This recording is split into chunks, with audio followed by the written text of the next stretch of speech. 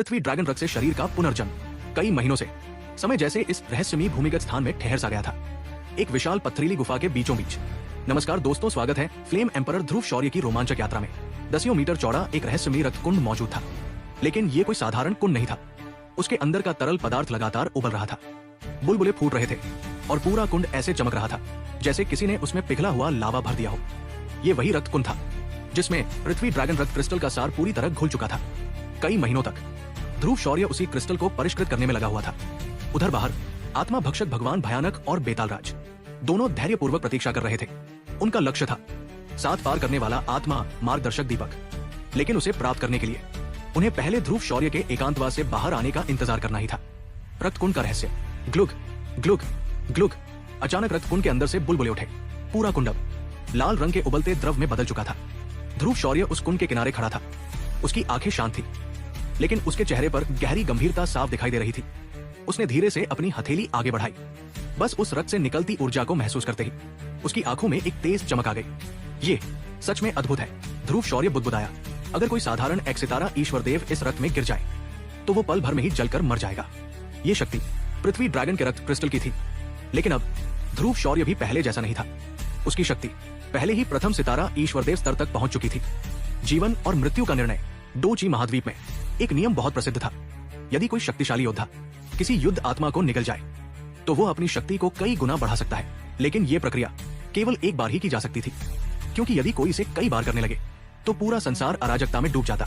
ध्रुव शौर्य जानता था ये रक्त कुंड भी उसी प्रकार की एक अत्यंत खतरनाक परीक्षा था। उसने गहरी सांस ली। आज मैं सब कुछ दांव पर लगा दूंगा। उसने धीमे कदमों से आगे बढ़ना शुरू किया। पहला कदम और असहनीय पीड़ा। जैसे ही ध्रुव शौर्य का पैर रक्त कुंड के तरल को छूता है, हिस, तुरंत सफेद धुआं उठने लगा। उसके टखने की त्वचा पलक झपकते ही लाल हो गई। ध्रुव शौर्य ने दर्द से दांत भींच लिए।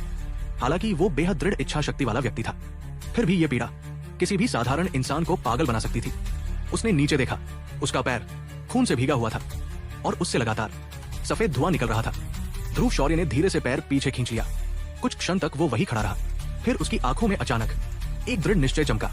कोई बात नहीं, अगर मुझे शक्तिशाली बनना है तो ये दर्द मुझे सहना ही होगा। पागलपन भरा निर्णय। अगले ही क्षण ध्रुव शौर्य ने बिना किसी हिचकिचाहट के सीधे रक्त कुंड में छलांग लगा दी। छपाक, पूरा शरीर उबलते हुए ड्रैगन रक्त में डूब गया। ये दृश्य ऐसा था जैसे कोई इंसान सीधे लावा में कूद गया हो। लेकिन ध्रुव शौर्य का लक्ष्य स्पष्ट था। उसे अपने शरीर को ड्रैगन रक्त से मजबूत बनाना था, क्योंकि यह रक्त ड्रैगन गॉड के 9 रूपांतरण की साधना की नींव था। अमानवीय यातना। कुछ ही क्षणों में धधकता लाल रक्त उसकी त्वचा से चिपकने लगा। हर बूंद ऐसी लग रही थी जैसे हजारों जलती तलवारें उसके शरीर को काट रही हों। और तभी गुफा में एक भयानक चीख गूंज उठी। है। ध्रुव शौर्य दर्द से तड़प उठा, लेकिन उसने हार नहीं मानी। उसकी अमर आत्मा शक्ति उसके सिर को पिघलने से बचा रही थी। हर बार जब वो चीखता, रक्त कुंड की सतह पर बड़े बड़े बुलबुले फूटने लगते। गोल्डन ड्रैगन किंग विराज की उम्मीद। फिर से ध्रुव शौर्य दांत भींचकर बोला। उसे याद था गोल्डन ड्रैगन किंग विराज उससे कितनी उम्मीदें लगाए बैठे थे। अगर वो इस पहली परीक्षा को ही पार नहीं कर पाया तो वो उनके विश्वास के योग्य नहीं रहेगा। समय धीरे धीरे बीतता गया। दिन, रात, फिर दिन, और आखिरकार एक बदलाव हुआ। शरीर का परिवर्तन ध्रुव शौर्य ने महसूस किया। उसकी त्वचा अब पहले जैसी नहीं रही। जो पहले गोरी थी, अब वो लाल चमक से दमक रही थी। उसके होठों पर हल्की मुस्कान आ गई। तो आखिरकार ड्रैगन रक्त ने असर दिखाना शुरू कर दिया। उसकी त्वचा अब अधिक लचीली और मजबूत हो चुकी थी। ये संकेत था कि उसका शरीर ड्रैगन रक्त को स्वीकार करना शुरू कर चुका है। असली परीक्षा। लेकिन ध्रुव शौर्य यही नहीं रुका।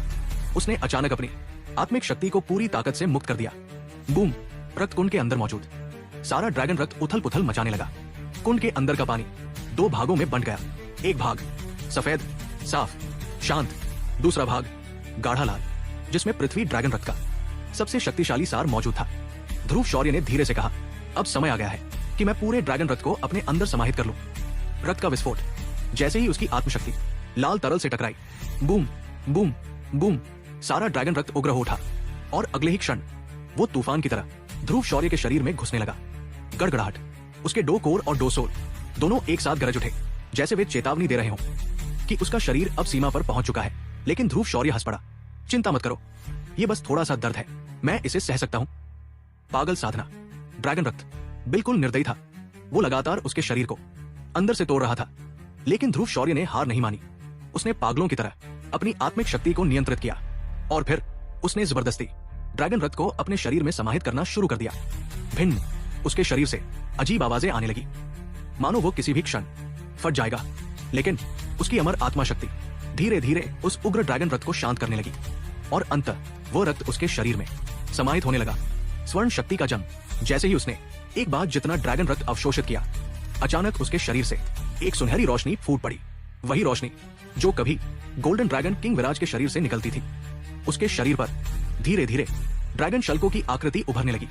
हालांकि वे अभी पूरी तरह विकसित नहीं हुए थे, लेकिन यह स्पष्ट था कि ध्रुव शौर्य का शरीर एक नए स्तर की शक्ति में प्रवेश कर रहा था। और ये तो बस शुरुआत थी, क्योंकि असली शक्ति तब प्रकट होगी जब वो पूरी तरह साध लेगा ड्रैगन गॉड के 9 रूपांतरण। ड्रैगन देवता का पहला रूपांतरण। समय कभी कभी इतना तेजी से गुजरता है कि इंसान को पता भी नहीं चलता, और इसी तरह पलक झपकते ही पूरा एक वर्ष बीत चुका था। इस पूरे वर्ष के दौरान ध्रुव शौर्य ने खुद को पूरी तरह संसार से अलग कर लिया था। वो लगातार उसी रहस्यमयी रक्त कुंड के अंदर बैठा रहा। उसका लक्ष्य केवल 2 चीजें थी। पहली, अपनी युद्ध आत्मा को पूरी तरह आत्मसात करना, और दूसरी, धीरे धीरे पृथ्वी ड्रैगन के रक्त को अपने शरीर में समाहित करके अपनी शारीरिक शक्ति को उस स्तर तक पहुंचा देना जहां से वो शुरू कर सके ड्रैगन देवता के 9 रूपांतरणों की महान साधना। सीलबंद स्थान में प्रतीक्षा। उसी समय आइस फायर द्वीप के पहले स्तर पर स्थित एक सीलबंद स्थान में 2 शक्तिशाली अस्तित्व खड़े थे। एक था बेताल राज और दूसरा भयानक शक्ति का मालिक आत्मा भक्षक भगवान भयानक। बेताल राज ने लंबी सांस लेते हुए कहा, ये लड़का सच में अद्भुत धैर्य रखता है। पूरा 1 साल बीत गया और वो अभी भी उसी रक्त कुंड में बैठा साधना कर रहा है। उसकी आवाज में हल्का सा आश्चर्य भी था, क्योंकि सामान्य साधक तो कुछ दिनों की पीड़ा भी सहन नहीं कर पाते, लेकिन ध्रुव शौर्य पूरा 1 साल उस जलते हुए ड्रैगन रथ में बैठा रहा। आत्मा भक्षक भगवान भयानक हल्का सा मुस्कुराया।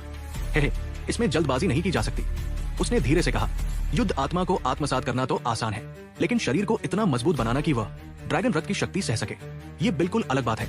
भले ही उसके पास पृथ्वी ड्रैगन रथ क्रिस्टल हो, फिर भी ये प्रक्रिया समय तो लेगी ही। बेताल राज ने सिर हिलाया, फिर बोला, और इसके बाद उसे ड्रैगन देवता के 9 रूपांतरणों का अभ्यास भी करना है। पुरानी हार की याद। जैसे ही बेताल राज ने ड्रैगन देवता के 9 रूपांतरणों का नाम लिया, आत्मा भक्षक भगवान भयानक की आंखों में एक ठंडी चमक उभरी। उसे अचानक एक पुरानी घटना याद आ गई। जब वो युवा था, उसने एक अत्यंत शक्तिशाली ड्रैगन को चुनौती दी थी। वो ड्रैगन गोल्डन ड्रैगन किंग विराज तो नहीं था, लेकिन ड्रैगन जाति में उसका भी भयानक प्रभुत्व था, और वह भी साध चुका था ड्रैगन देवता के 9 रूपांतरण। उस युद्ध में आत्मा भक्षक भगवान भयानक ने अपनी पूरी शक्ति लगा दी थी। उसने अपनी सबसे खतरनाक तकनीक आत्मा भक्षण ताबीज तक का उपयोग किया, लेकिन फिर भी वो हार गया था। और वही हार आज तक उसके दिल में एक जलती हुई चिंगारी की तरह मौजूद थी। उसने ठंडी आवाज में कहा, बस बहुत हुआ, अब बेकार की बातें बंद करो। जो तकनीक मैंने तुम्हें सिखाई है उसे अच्छी तरह समझो। जब हम यहाँ से बाहर निकलेंगे तब तुम खुद ही इस मुहर को तोड़ने के योग्य बन जाओगे। रक्तकुंड में परिवर्तन। उसी समय आइस फायर द्वीप के 5वें स्तर पर रक्तकुंड के अंदर ध्रुव शौर्य की साधना अपने अंतिम चरण में पहुंच चुकी थी। गड़गड़ाहट। उसके शरीर से एक अत्यंत शक्तिशाली आभा निकल रही थी। ऐसा लग रहा था मानो केवल एक मुक्का मारकर ही वो अपने स्तर के किसी भी विशेषज्ञ को हरा सकता है। उसकी आंखें बंद थी, भौहें तनी हुई थी, और उसकी छाती के ऊपर एक अंतिम ड्रैगन रथ की बूंद चमक रही थी। ध्रुव शौर्य धीरे से बोला, ये आखिरी बूंद है, अंतिम अवशोषण। अगले ही क्षण उसके शरीर से एक भयानक आकर्षण शक्ति निकली, वूश, और वो आखिरी बूंद सीधे उसके शरीर के अंदर समा गई। बस कुछ ही क्षणों में पृथ्वी ड्रैगन रक्त क्रिस्टल का पूरा सार पूरी तरह ध्रुव शौर्य के शरीर में समाहित हो चुका था। एक भी बूंद बाहर नहीं बची। नई शक्ति का जन्म। ध्रुव शौर्य धीरे धीरे उठ खड़ा हुआ और रक्त कुंड से बाहर आ गया। उसकी त्वचा थोड़ी सूजी हुई थी, लेकिन उस सूजन के पीछे एक अद्भुत शक्ति छिपी हुई थी। उसने हल्के से 2 मुक्के हवा में मारे। Bang bang. हवा में इतनी तेज घर्षण ध्वनि पैदा हुई कि गुफा की दीवारें तक कांप उठी। ध्रुव शौर्य के चेहरे पर एक संतुष्ट मुस्कान उभर आई, क्योंकि वह जानता था अब उसकी शारीरिक शक्ति पहले जैसी नहीं रही। मानवों में अद्वितीय शक्ति। हालांकि उसकी ताकत अभी भी ड्रैगन जाति के शक्तिशाली योद्धाओं जितनी नहीं थी, लेकिन मनुष्यों में उसकी शारीरिक शक्ति अब इतनी बढ़ चुकी थी कि वो केवल शरीर के बल पर ही द्वितीय सितारा ईश्वरदेव के अंतिम चरण के विशेषज्ञों के बराबर हो चुका था। और यह केवल शुरुआत थी। ड्रैगन देवता के 9 रूपांतरण। ध्रुव शौर्य ने गहरी सांस ली और धीरे से कहा, अब समय आ गया है ड्रैगन देवता के 9 रूपांतरणों का अभ्यास शुरू करने का। यह तकनीक ड्रैगन जाति की सबसे महान युद्ध कला थी। कहा जाता था, यदि कोई साधक इन 9 रूपांतरणों को पूरी तरह साध ले तो उसकी शक्ति सीधे पहुंच सकती है अर्धदेव स्तर तक। ये सुनकर ध्रुव शौर्य की भौहें हल्की सिकुड़ गई। अर्धदेव। उसे महसूस हुआ इस विशाल संसार में युद्ध देव स्तर के अस्तित्व बेहद दुर्लभ है। और उनसे जुड़ी हर चीज पूरी दुनिया में पूजनीय मानी जाती है। एक रहस्यमय रहस्य। जैसे ही ध्रुव शौर्य इस तकनीक का अध्ययन कर रहा था, उसे अचानक नीचे एक छोटा सा संदेश दिखाई दिया। उसने ध्यान से पढ़ा, यदि साधक मनुष्य है तो साधना शुरू करने से पहले उसे अपने शरीर को ड्रैगन रथ से मजबूत करना होगा। ध्रुव शौर्य की आंखों में एक अजीब चमक उभरी। ये अजीब है, ड्रैगन देवता के 9 रूपांतरण। मुझे क्यों लग रहा है कि इसे ड्रैगन जाति ने नहीं बनाया होगा? क्या ऐसा हो सकता है कि इसे किसी मानव ने बनाया हो? लेकिन उसने तुरंत अपने विचारों को रोक दिया। छोड़ो, पहले पहला रूपांतरण पूरा करते हैं। पहला रूपांतरण। ध्रुव शौर्य ने अपनी आंखें बंद कर ली। उसके आंतरिक अंग तकनीक में बताए गए मार्ग के अनुसार ऊर्जा प्रवाहित करने लगे। धीरे धीरे उसके शरीर से ड्रैगन जैसी भयानक आभा निकलने लगी। लेकिन इस बार उस आभा का स्रोत कोई ड्रैगन नहीं था, वो स्वयं था ध्रुव शौर्य, ड्रैगन की दहाड़। अचानक उसने अपनी आंखें खोली और गहरी आवाज में कहा, ड्रैगन देवता के 9 रूपांतरण। पहला रूपांतरण। उसी क्षण पूरे आकाश में एक भयानक ड्रैगन की दहाड़ गूंज उठी। ध्रुव शौर्य की त्वचा पर एक अजीब ऊर्जा फैल गई। वो ऊर्जा पृथ्वी ड्रैगन रथ की शक्ति जैसी थी और अगले ही क्षण उसकी शारीरिक शक्ति एक बार फिर कई गुना बढ़ गई। नई शक्ति। ध्रुव शौर्य हंस पड़ा। तो यही है ड्रैगन देवता का पहला रूपांतरण। ये ड्रैगन रथ की शक्ति से मेरी शारीरिक ताकत और रक्षा को कई गुना बढ़ा देता है। उसने मुट्ठी भींच ली और बोला, अब अगर मैं किसी द्वितीय सितारा ईश्वरदेव से भी लड़ूं तो मुझे हारने का डर नहीं है। यहाँ तक कि द्वितीय सितारा ईश्वरदेव के शिखर पर मौजूद किसी शक्तिशाली विशेषज्ञ से भी उसके होठों पर एक दुर्लभ मुस्कान उभर आई। भविष्य की कल्पना। अब जाकर ध्रुव शौर्य को एहसास हुआ, ड्रैगन देवता के 9 रूपांतरण कितने शक्तिशाली है। यदि केवल पहला रूपांतरण ही इतनी शक्ति दे सकता है तो कल्पना करो, यदि कोई साधक सभी 9 रूपांतरण सक्रिय कर दे तो शायद वो पहुंच सकता है इस पूरे महान संसार के सबसे ऊंचे शिखर पर। और उस क्षण ध्रुव शौर्य की आंखों में एक नई चमक उभरी, क्योंकि ये केवल शुरुआत थी उसके महान सफर की। समय कभी कभी इतना शांत और धीमे गुजरता है कि इंसान को उसका एहसास ही नहीं होता, लेकिन कभी वही समय अचानक सबसे बड़ी चिंता बन जाता है। आइस फायर द्वीप के पहले स्तर पर एक रहस्यमयी सीलबंद क्षेत्र के भीतर 2 शक्तिशाली अस्तित्व खामोशी से खड़े थे। एक था बेताल राज और दूसरा आत्मा भक्षक भगवान भयानक। पिछली बार जब उन्होंने बात की थी तब भी वे ध्रुव शौर्य की प्रतीक्षा कर रहे थे, लेकिन अब 1 और 6 महीने बीत चुके थे। बेताल राज की आंखों में अब हल्की चिंता दिखाई देने लगी। वो धीरे से बोला, ये लड़का सच में समय को बहुत हल्के में ले रहा है। उसकी आवाज में अधीरता साफ झलक रही थी। 6 महीने और बीत गए और वो अभी भी एकांतवास से बाहर नहीं आया।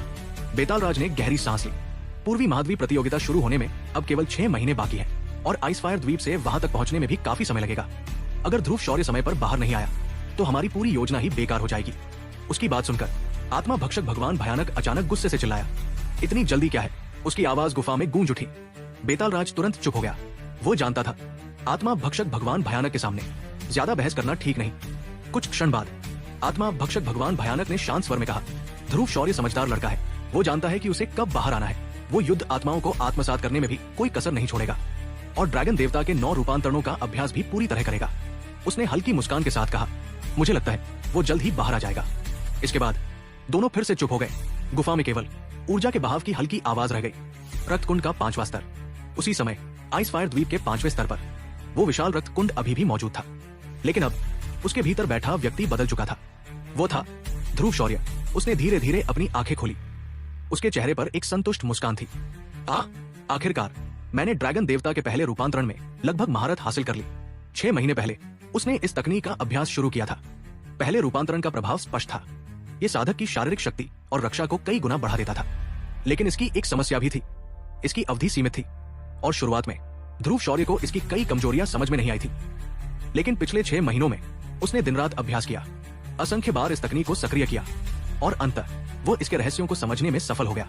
अप्रत्याशित हलचल। ध्रुव शौर्य धीरे धीरे खड़ा हुआ।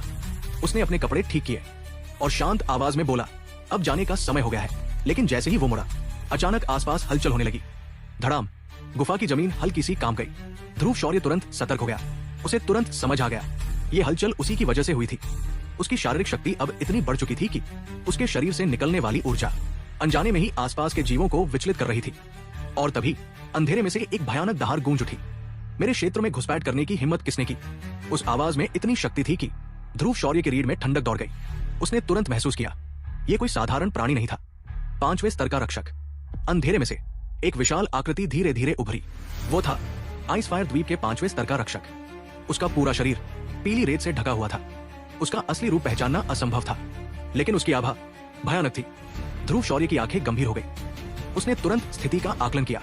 अगर मैं द्वितीय सितारा ईश्वरदेव स्तर के प्रारंभिक चरण तक भी पहुंच गया होता, तब भी इस व्यक्ति से लड़ना बेहद कठिन होता। लेकिन ध्रुव शौर्य पीछे हटने वालों में से नहीं था। रक्षक ने अचानक अपना विशाल मुंह खोला।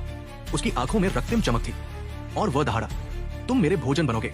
अगले ही क्षण वो ध्रुव शौर्य की ओर झपटा। ध्रुव शौर्य का प्रतिरोध। ध्रुव शौर्य ने तुरंत प्रतिक्रिया दी। मैं लड़ूंगा। उसने तुरंत सक्रिय किया। ड्रैगन देवता का पहला रूपांतरण।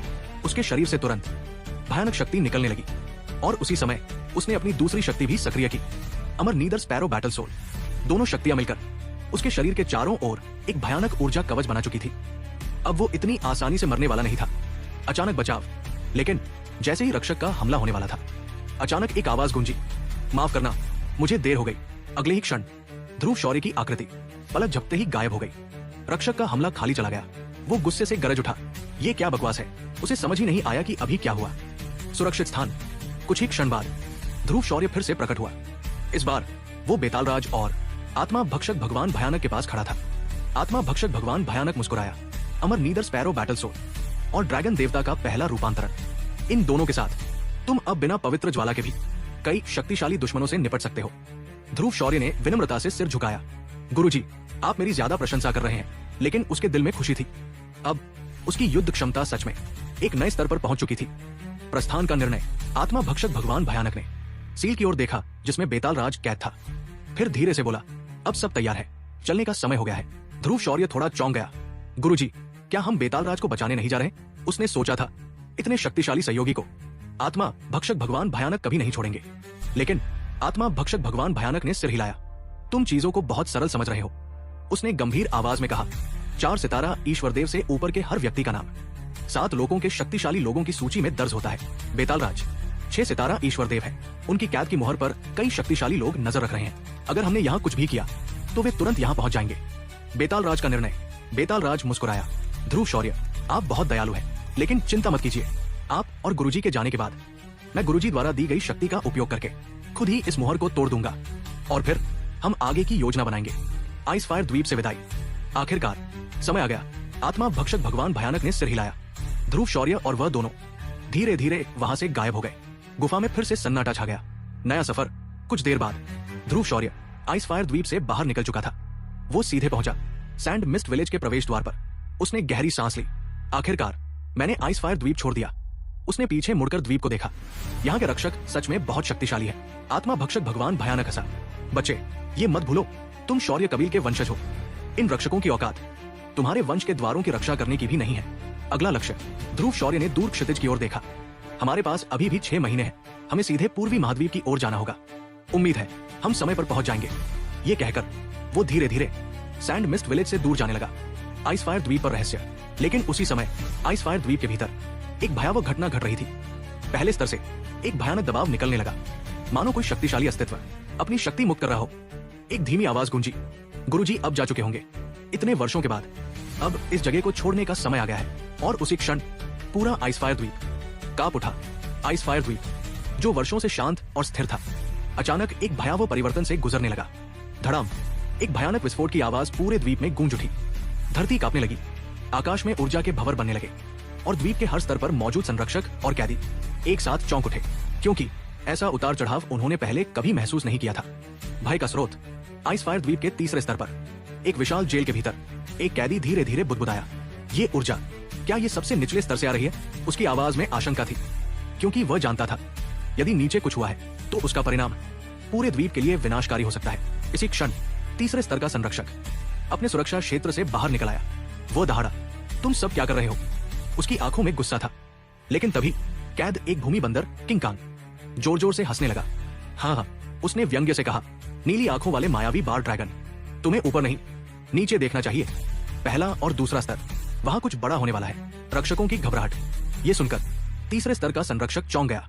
वो था नीली आंखों वाला मायावी तराजू वाला बार ड्रैगन। उसने तुरंत अपना विशाल शरीर घुमाया और नीचे की ओर बढ़ गया। उसका दिल बेचैन था, क्योंकि पहले और दूसरे स्तर के कैदियों पर विशेष निगरानी रखी जाती थी। यदि वहां कुछ गड़बड़ हुई तो परिणाम भयानक होंगे। दूसरा स्तर। कुछ ही क्षणों में वो दूसरे स्तर पर पहुंच गया। वहां फूलों के समुद्र के बीच एक विशाल प्राणी तैर रहा था। वो थी सुनहरे पंखों वाली जेड तितली। उसके पंख चमक रहे थे और वो नीचे की ओर देख रही थी। नीली आंखों वाला बार ड्रैगन गरजा। क्या हुआ? जेड तितली ने धीमे स्वर में कहा। पहले स्तर पर वो आदमी लगता है मुहर तोड़ने वाला है। ये सुनते ही उसका चेहरा गंभीर हो गया। पहला स्तर, कुछ ही क्षणों बाद दूसरे और तीसरे स्तर के संरक्षक पहले स्तर पर पहुंच गए। ये स्थान बादलों में स्थित एक विशाल पर्वत जैसा था और उस पर्वत के केंद्र में एक धुंधली आकृति खड़ी थी। वो था भूत बालक। उसका रूप मनुष्य जैसा था, छोटे बाल, तेज चेहरा, लेकिन उसकी पोशाक पूरी तरह खोपड़ियों से ढकी हुई थी। ऐसा लग रहा था मानो वे खोपड़ियां उसके शरीर का ही हिस्सा हों। उसकी आभा रहस्यमयी और भयावह थी। तीनों संरक्षक, अब वहां 3 शक्तिशाली संरक्षक मौजूद थे। एक सिल्वर विंग ड्रैगन, 2 नीली आंखों वाला मायावी बार ड्रैगन, 3 सुनहरे पंखों वाली जेड तितली। सिल्वर विंग ड्रैगन भारी आवाज में बोला, हम इसे भागने नहीं दे सकते। अगर ये भाग गया तो हम तीनों क्रोधित आत्माओं के स्वामी को क्या जवाब देंगे? हालांकि उसके शब्द कठोर थे, लेकिन उसके दिल में एक अजीब डर भी था, क्योंकि भूत बालक की आभा उसे असहज कर रही थी। पहला हमला, नीली आंखों वाला बार ड्रैगन गरजा। इसे रोको, मैंने पहले ही संकेत भेज दिया है। क्रोधित आत्मा क्षेत्र के विशेषज्ञ जल्द ही यहाँ पहुंचेंगे। ये कहकर उसने हमला शुरू कर दिया। प्रेतवाधित सर्प जलप्रपात, उसके शरीर से नुकीले सर्प जैसे शल्क निकलने लगे और वे तूफान की तरह भूत बालक की ओर बढ़े। ये हमला इतना शक्तिशाली था कि एक साधारण 4 सितारा ईश्वरदेव तुरंत नष्ट हो सकता था। दूसरा हमला, साथ ही सुनहरे पंखों वाली जेड तितली ने अपने पंख फैलाए। स्वर्गीय पंख रेशमी जाल। आकाश में प्रकाश का विशाल जाल फैल गया। उसका उद्देश्य था भूत बालक को बांधना। अगर वो फंस जाता तो उसकी शक्ति फिर से कैद हो जाती। तीसरा हमला, इसी समय सिल्वर विंग ड्रैगन ने अपना मुंह खोला। ज्वलित ड्रैगन श्वास, उसके मुंह से चांदी की लपटें निकल पड़ी। वे एक विशाल ड्रैगन ब्रीथ बनकर भूत बालक की ओर बढ़ी। यह हमला सबसे शक्तिशाली था, क्योंकि उसकी शक्ति लगभग पवित्र ज्वाला के उपअग्नि के बराबर थी। भूत बालक का उत्तर, तीनों हमले एक साथ उसकी ओर बढ़ रहे थे, लेकिन भूत बालक बिल्कुल भी नहीं डरा। वो हल्का सा मुस्कुराया और बोला, बस 3 चींटियां। अगर मुझे कैद करते समय मैं केवल 5 सितारा ईश्वरदेव होता तो शायद मैं तुमसे हार जाता, लेकिन अब तुम तीनों मिलकर भी मेरा कुछ नहीं बिगाड़ सकते। ये सुनकर तीनों संरक्षक क्रोधित हो उठे। आत्मा भक्षण ताबीज। भूत बालक ने धीरे से अपनी हथेली उठाई। उसकी हथेली में एक चमकदार लाल चिन्ह प्रकट हुआ। उसमें भयानक ऊर्जा थी। नीली आंखों वाला बार ड्रैगन चौंक गया। ये क्या, ये ताबीज है? सिल्वर विंग ड्रैगन की आंखें सिकुड़ गई। ये आत्मा भक्षण ताबीज है। अगले ही क्षण तीनों के हमले उस ताबीज से टकराए और वे तुरंत उसके भीतर समा गए। प्रतिशोध। भूत बालक मुस्कुराया। सही पहचाना, अब मैं तुम्हें उन वर्षों की पीड़ा का स्वाद चखाऊंगा जो मैंने झेली है, उसने गरजते हुए कहा। प्रेत विनाश। अचानक ऊर्जा की एक भयानक किरण आकाश की ओर फूट पड़ी। पूरे आइसफायर द्वीप में उसकी गूंज सुनाई देने लगी। विनाशकारी शक्ति। उस शक्ति को महसूस करते ही द्वीप के हर स्तर के संरक्षक और कैदी कांप उठे, क्योंकि वो शक्ति 5 सितारा ईश्वरदेव से भी ऊपर थी। सिल्वर विंग ड्रैगन चिल्लाया, पीछे हटो, और वो तुरंत भागने लगा, लेकिन अब बहुत देर हो चुकी थी। विस्फोट। भयानक ऊर्जा का विस्फोट हुआ। बूम। पहले स्तर का पूरा क्षेत्र राख में बदल गया। आइसफायर द्वीप जोर से कांप उठा और आकाश में एक चमकदार रोशनी फैल गई। दूर खड़ा एक साक्षी। उसी समय आइसफायर द्वीप से दर्जनों मील दूर ध्रुव शौर्य सैंड मिस्ट विलेज के बाहर खड़ा था। उसने पीछे मुड़कर देखा। आकाश में विनाशकारी ऊर्जा की किरण उठ रही थी। उसके चेहरे पर आश्चर्य था। वो भूत सीनियर वास्तव में बहुत भयानक है। उसने सोचा, अगर ऐसा हमला उस पर होता तो शायद वो बच ही नहीं पाता। नया लक्ष्य। आत्मा भक्षक भगवान भयानक ने कहा, चलो, भूत जा चुका है, अब हमें अगले गंतव्य की ओर बढ़ना चाहिए। ध्रुव शौर्य ने सिर हिलाया और उसकी गति अचानक बढ़ गई। अब उसका लक्ष्य स्पष्ट था। पूर्वी महाद्वीप। वहां होने वाली प्रतियोगिता उसके अगले भाग्य का फैसला करेगी। लिहोन साम्राज्य हजारों महाद्वीपों में फैला हुआ एक विशाल और रहस्यमयी साम्राज्य। इतना विशाल कि उसका हर एक महाद्वीप जुआनलिंग महाद्वीप जितना बड़ा था। यही कारण था कि लिहोन साम्राज्य को तीनों महान साम्राज्यों के शासक के रूप में जाना जाता था। यहाँ अनगिनत शहर थे, अनगिनत शक्तिशाली कबीले और हर जगह प्रतिभाशाली योद्धाओं की भरमार थी। लेकिन इस विशाल संसार के बीच एक युवक शांत कदमों से चलता जा रहा था। उसके कंधे पर एक विशाल काला हथियार टंगा था। विचित्र अग्नि का शाश्वत शासक। उस युवक का नाम था ध्रुव शौर्य। उसकी आंखों में दृढ़ता थी और उसके भीतर छिपी शक्ति किसी भी साधारण योद्धा से कहीं अधिक थी। उसके साथ एक अदृश्य उपस्थिति भी थी, एक ऐसा अस्तित्व जिसका नाम सुनते ही कई शक्तिशाली लोग कांप उठते। आत्मा भक्षक भगवान भयानक। रास्ते की परेशानी। कुछ देर चलते रहने के बाद ध्रुव शौर्य ने अचानक चुप्पी तोड़ी। गुरुजी, हम हवा में उड़कर क्यों नहीं जा रहे? उसने हल्की हंसी के साथ कहा। या फिर किसी उड़ने वाले आत्मा राक्षस पर सवार क्यों नहीं हो जाते? इस तरह तो हम बहुत जल्दी पहुंच सकते हैं, लेकिन हम तो काफी देर से पैदल ही चल रहे हैं। उसकी बात सुनते ही आत्मा भक्षक भगवान भयानक ने आंखें घुमा ली और झुंझलाकर बोला, अगर मरना है तो बस हवा में एक कदम उठा लो। ध्रुव शौर्य तुरंत रुक गया। क्या मतलब? भूतलोक का नियम। आत्मा भक्षक भगवान भयानक ने गंभीर स्वर में कहा, यह स्थान मानव लोक जैसा नहीं है, ये भूतलोक है। भूतलोक के नियम पूरी तरह अलग थे। यहाँ अनगिनत शक्तिशाली अस्तित्व रहते थे और हर क्षेत्र का अपना प्रभुत्व था। कई शक्तिशाली प्राणियों ने अपने क्षेत्रों में उड़ान निषेध सेना तैनात कर रखी थी। जो भी व्यक्ति अनुमति के बिना हवा में उड़ता, उसे तुरंत पकड़ लिया जाता। कभी कभी उसे वहीं मार भी दिया जाता। इसलिए भूतलोक में उड़ना लगभग आत्महत्या के बराबर था। ध्रुव शौर्य ने सिर खुजलाया। अच्छा, तो फिर हम उड़ने वाले आत्मा राक्षस क्यों नहीं ढूंढ लेते? आत्मा भक्षक भगवान भयानक हल्का हंसा। और उन्हें ढूंढोगे कहा? ध्रुव शौर्य चुप हो गया, क्योंकि अब उसके पास सच में कोई जवाब नहीं था। अगला लक्ष्य। कुछ देर बाद आत्मा भक्षक भगवान भयानक फिर बोला, सैंड मिस्ट विलेज से ज्यादा दूर नहीं, एक बड़ा शहर है। वहाँ एक स्थानिक टेलीपोर्टेशन एरे मौजूद है। अगर हम वहाँ पहुंच जाए तो सीधे पूर्वी महाद्वीप जा सकते हैं। इससे बहुत समय बच जाएगा। ध्रुव शौर्य ने सिर हिलाया, लेकिन उसके चेहरे पर एक हल्की मुस्कान आ गई। तो असल में हम रास्ता भटक गए हैं। आत्मा भक्षक भगवान भयानक चुप रहा, और उसकी वही चुप्पी सबसे सटीक उत्तर थी। एक अनोखा प्रशिक्षण। हालांकि ध्रुव शौर्य को इससे कोई विशेष परेशानी नहीं थी, क्योंकि भूतलों की ऊर्जा अजीब और रहस्यमयी थी और उसके भीतर मौजूद थी विचित्र अग्नि की शक्ति। इसलिए ये लंबी यात्रा दरअसल उसके लिए एक प्रशिक्षण बन गई थी। हर कदम उसकी शक्ति को थोड़ा थोड़ा बढ़ा रहा था। एक नई मुलाकात। चलते चलते ध्रुव शौर्य बोला, शायद हमें किसी व्यापारी या राहगीर से रास्ता पूछना चाहिए। वैसे भी मुझे जानना है कि पूर्वी महाद्वीप की प्रतियोगिता कैसी होगी। पूर्वी महाद्वीप 4 महाद्वीपों में सबसे प्रसिद्ध स्थान था, जहां अनगिनत प्रतिभाशाली योद्धा जन्म लेते थे। आत्मा भक्षक भगवान भयानक मुस्कुराया। चिंता मत करो, वहां के प्रतिभाशाली लोग भले ही शक्तिशाली हों, लेकिन मुझे तुम पर पूरा भरोसा है। अचानक खतरा। अचानक आत्मा भक्षक भगवान भयानक बोला, सावधान, कोई आ रहा है। बेहतर होगा कि तुम उससे रास्ता पूछ लो। ये कहकर वो तुरंत अदृश्य हो गया। ध्रुव शौर्य ने अपनी आत्मिक शक्ति फैलाई और अगले ही क्षण उसे एक दृश्य दिखाई दिया। क्रूर लोग, एक पीली मिट्टी की ढलान पर 4 आदमी घोड़ों पर बैठे थे और उनके सामने खड़ी थी एक घायल युवती। उनमें से एक आदमी घोड़े से उतरते हुए बोला, हे, तुम्हारी त्वचा कितनी कोमल है। अगर मेरे आदमी तुम्हें चोट पहुंचा दे तो शायद तुम्हारी बहन का दिल टूट जाएगा। उसकी आवाज बेहद घृणित थी। उस आदमी का नाम था रोशन, पहले जिसे डीकन ये कहा जाता था। उसके अधीनस्थ बोले, रोशन, समय क्यों बर्बाद कर रहे हैं, इसे पकड़ लेते हैं। तीसरा युवा स्वामी अभी भी उनसे लड़ रहा होगा। घायल युवती ने गुस्से से कहा, गधे, अगर तुमने मुझे छुआ तो मेरे पिता और बहन तुम्हें बिल्कुल नहीं छोड़ेंगे। लेकिन रोशन केवल हंस पड़ा। युवती का प्रतिरोध। जैसे ही वो उसके करीब पहुंचा, युवती ने अचानक हमला किया। छन्न, उसकी छोटी तलवार बिजली की तरह चमकी और रोशन के चेहरे पर एक गहरा घाव बना दिया। खून बहने लगा। रोशन गुस्से से गरज उठा, कुतिया, अब तुझे इसका परिणाम भुगतना पड़ेगा। इसे नंगा करके आत्मा दृंदों को खिला दो। उसके 3 आदमी धीरे धीरे युवती की ओर बढ़ने लगे। नायक का प्रवेश। लेकिन उसी समय धड़ाम, एक भारी वस्तु अचानक हवा से आकर गिरी। पीली धूल चारों ओर फैल गई। रोशन चिल्लाया, कौन है? लेकिन उसे कोई दिखाई नहीं दिया। अगले ही पल एक काली आकृति भूत की तरह प्रकट हुई। वो था ध्रुव शौर्य। उसने एक छोटी बोतल युवती की ओर फेंकी। ये विषनाशक गोली है। युद्ध की शुरुआत। अगले ही क्षण ध्रुव शौर्य ने विचित्र अग्नि का शाश्वत शासक उठा लिया। उसने अपनी युद्ध शक्ति उसमें केंद्रित कर दी और अचानक धड़ाम, उसने रूलर घुमा दिया। तीनों आदमी सीधे हवा में उछल गए, फिर जोर से जमीन पर गिरे। उनके शरीर भयंकर गर्मी से झुलसने लगे। वे उठ भी नहीं पाए। रोशन की चेतावनी। रोशन का चेहरा गुस्से से काला पड़ गया। उसने कहा, लड़के, अपने काम से मतलब रखो, वरना तुम्हें पता भी नहीं चलेगा कि तुम्हारी मौत कैसे हुई। ध्रुव शौर्य शांत स्वर में बोला, जब अन्याय दिखे तो मदद करना ही चाहिए। असल में वो केवल मदद नहीं कर रहा था, वो रास्ता भी पूछना चाहता था, क्योंकि उसने महसूस किया था कि ये युवती कोई साधारण व्यक्ति नहीं है। असली चुनौती।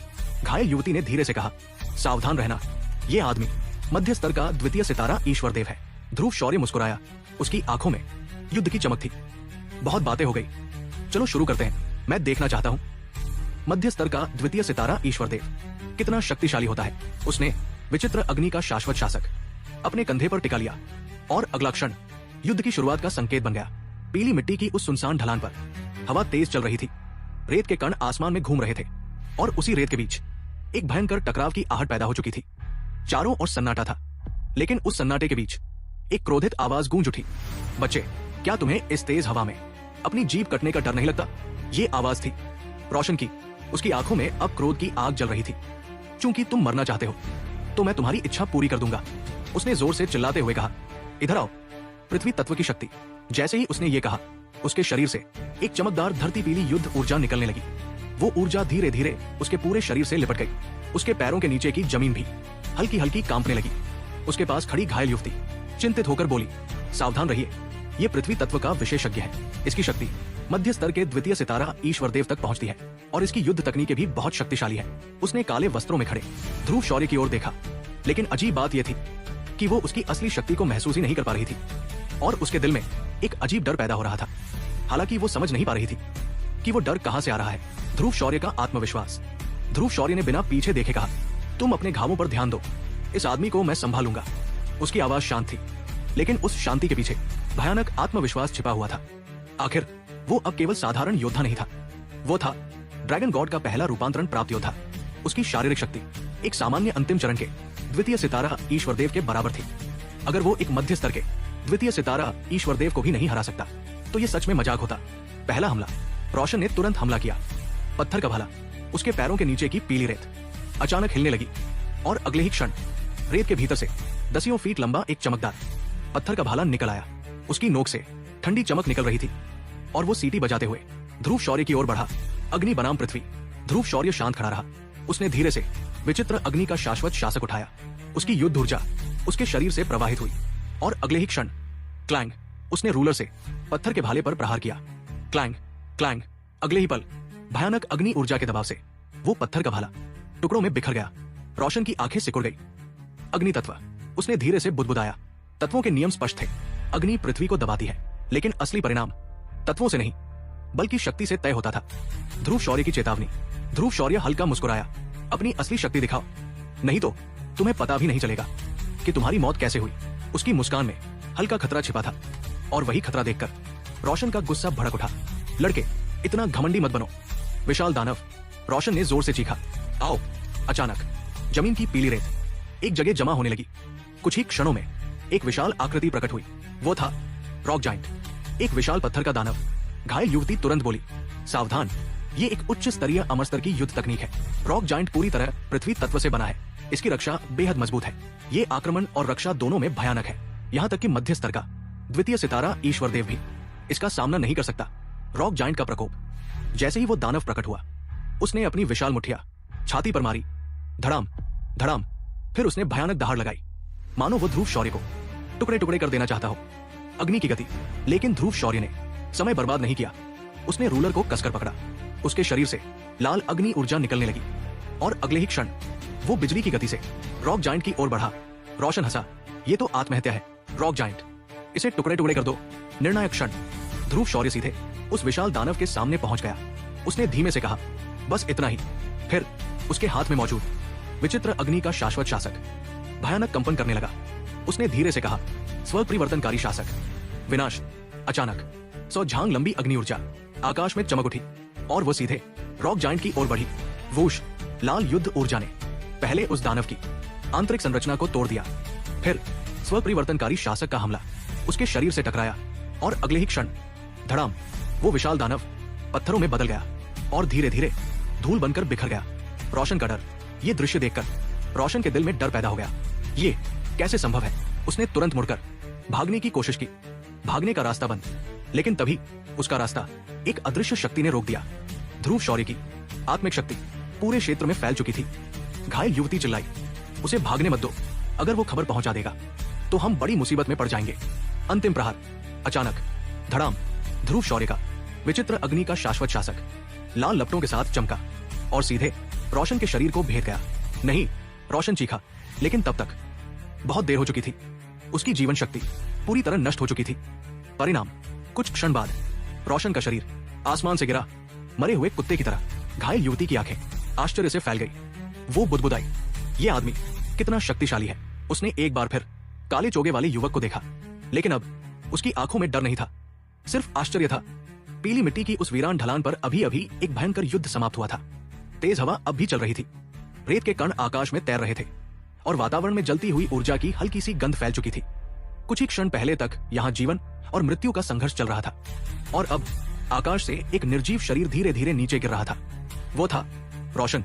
कुछ ही समय पहले तक वो एक शक्तिशाली मध्य स्तर का द्वितीय सितारा ईश्वर देव विशेषज्ञ था, लेकिन अब वो केवल एक ठंडा निर्जीव शरीर बन चुका था।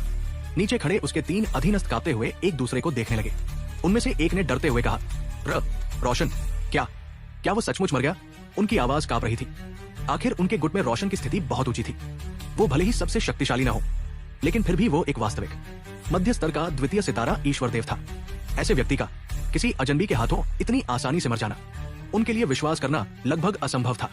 लेकिन सच्चाई उनके सामने थी, और उससे भी अधिक भयावह बात यह थी कि वो अजनबी अभी भी शांत भाव से उनके सामने खड़ा था। दया का कोई स्थान नहीं। ध्रुव शौर्य ने धीरे धीरे अपनी नजर उन तीनों पर डाली। उसकी आंखों में कोई भाव नहीं था, न क्रोध न घृणा, सिर्फ ठंडी खामोश शांति। अगले ही क्षण उसने अपने हाथ में विचित्र अग्नि का शाश्वत शासक उठा लिया, और फिर धड़ाम धड़ाम धड़ाम 3 भयानक प्रहार गूंजे।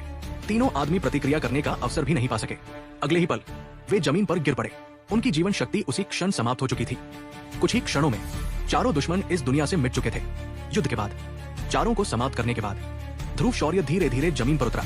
उसने हल्का सा सिर झुकाया और खुद से बुदबुदाया, लगता है मैंने उस विशाल चट्टानी दानव के प्रहार की ताकत को थोड़ा कम आंक लिया था। उसके शरीर में अभी भी उस युद्ध की हल्की कंपन मौजूद थी, लेकिन उसके लिए ये कोई बड़ी बात नहीं थी। दौलत की चिंता। पास खड़ी घायल युवती गंभीरता से उसे देख रही थी। अब उसका नाम बदल चुका था, दौलत। वो बोली, क्या आप ठीक है? उसकी आवाज में सच्ची चिंता थी। ध्रुव शौर्य हल्का मुस्कुराया, कुछ नहीं हुआ, उसने शांत स्वर में कहा। इसके बाद उसके शरीर से फिर से ईश्वरदेव ऊर्जा उमड़ पड़ी। अगले ही क्षण चारों शव लाल अग्नि में घिर गए। कुछ ही क्षणों में उनके शरीर पूरी तरह राख बन गए और फिर हवा में बिखर कर गायब हो गए। एक भी निशान पीछे नहीं बचा। दुनिया का नियम, ये देखकर दौलत की आंखों में और भी गहरी जिज्ञासा पैदा हो गई, क्योंकि वो समझ गई थी कि उसके सामने खड़ा ये युवक कोई साधारण व्यक्ति नहीं था। इस दुनिया में एक नियम सबको पता था, अगर कोई शक्तिशाली व्यक्ति किसी दूसरे संगठन के सदस्य को मारता है तो उसे उसके शरीर का अंतिम संस्कार करना पड़ता है, क्योंकि कई संगठनों के सदस्य अपनी आत्मा का चिन्ह अपने संगठन में दर्ज कराते थे।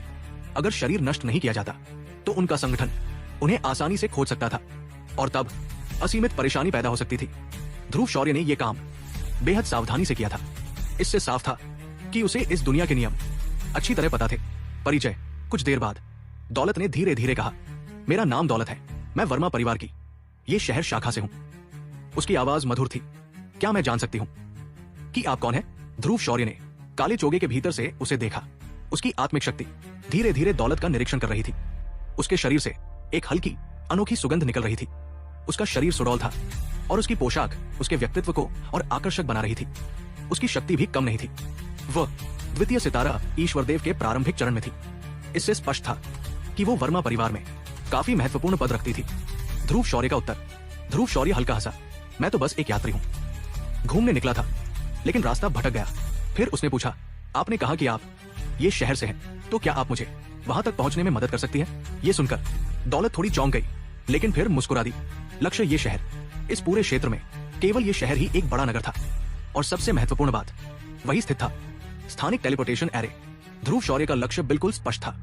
वो उस टेलीपोर्टेशन एरे का उपयोग करके पूर्वी महाद्वीप पहुंचना चाहता था। दौलत की झिझक।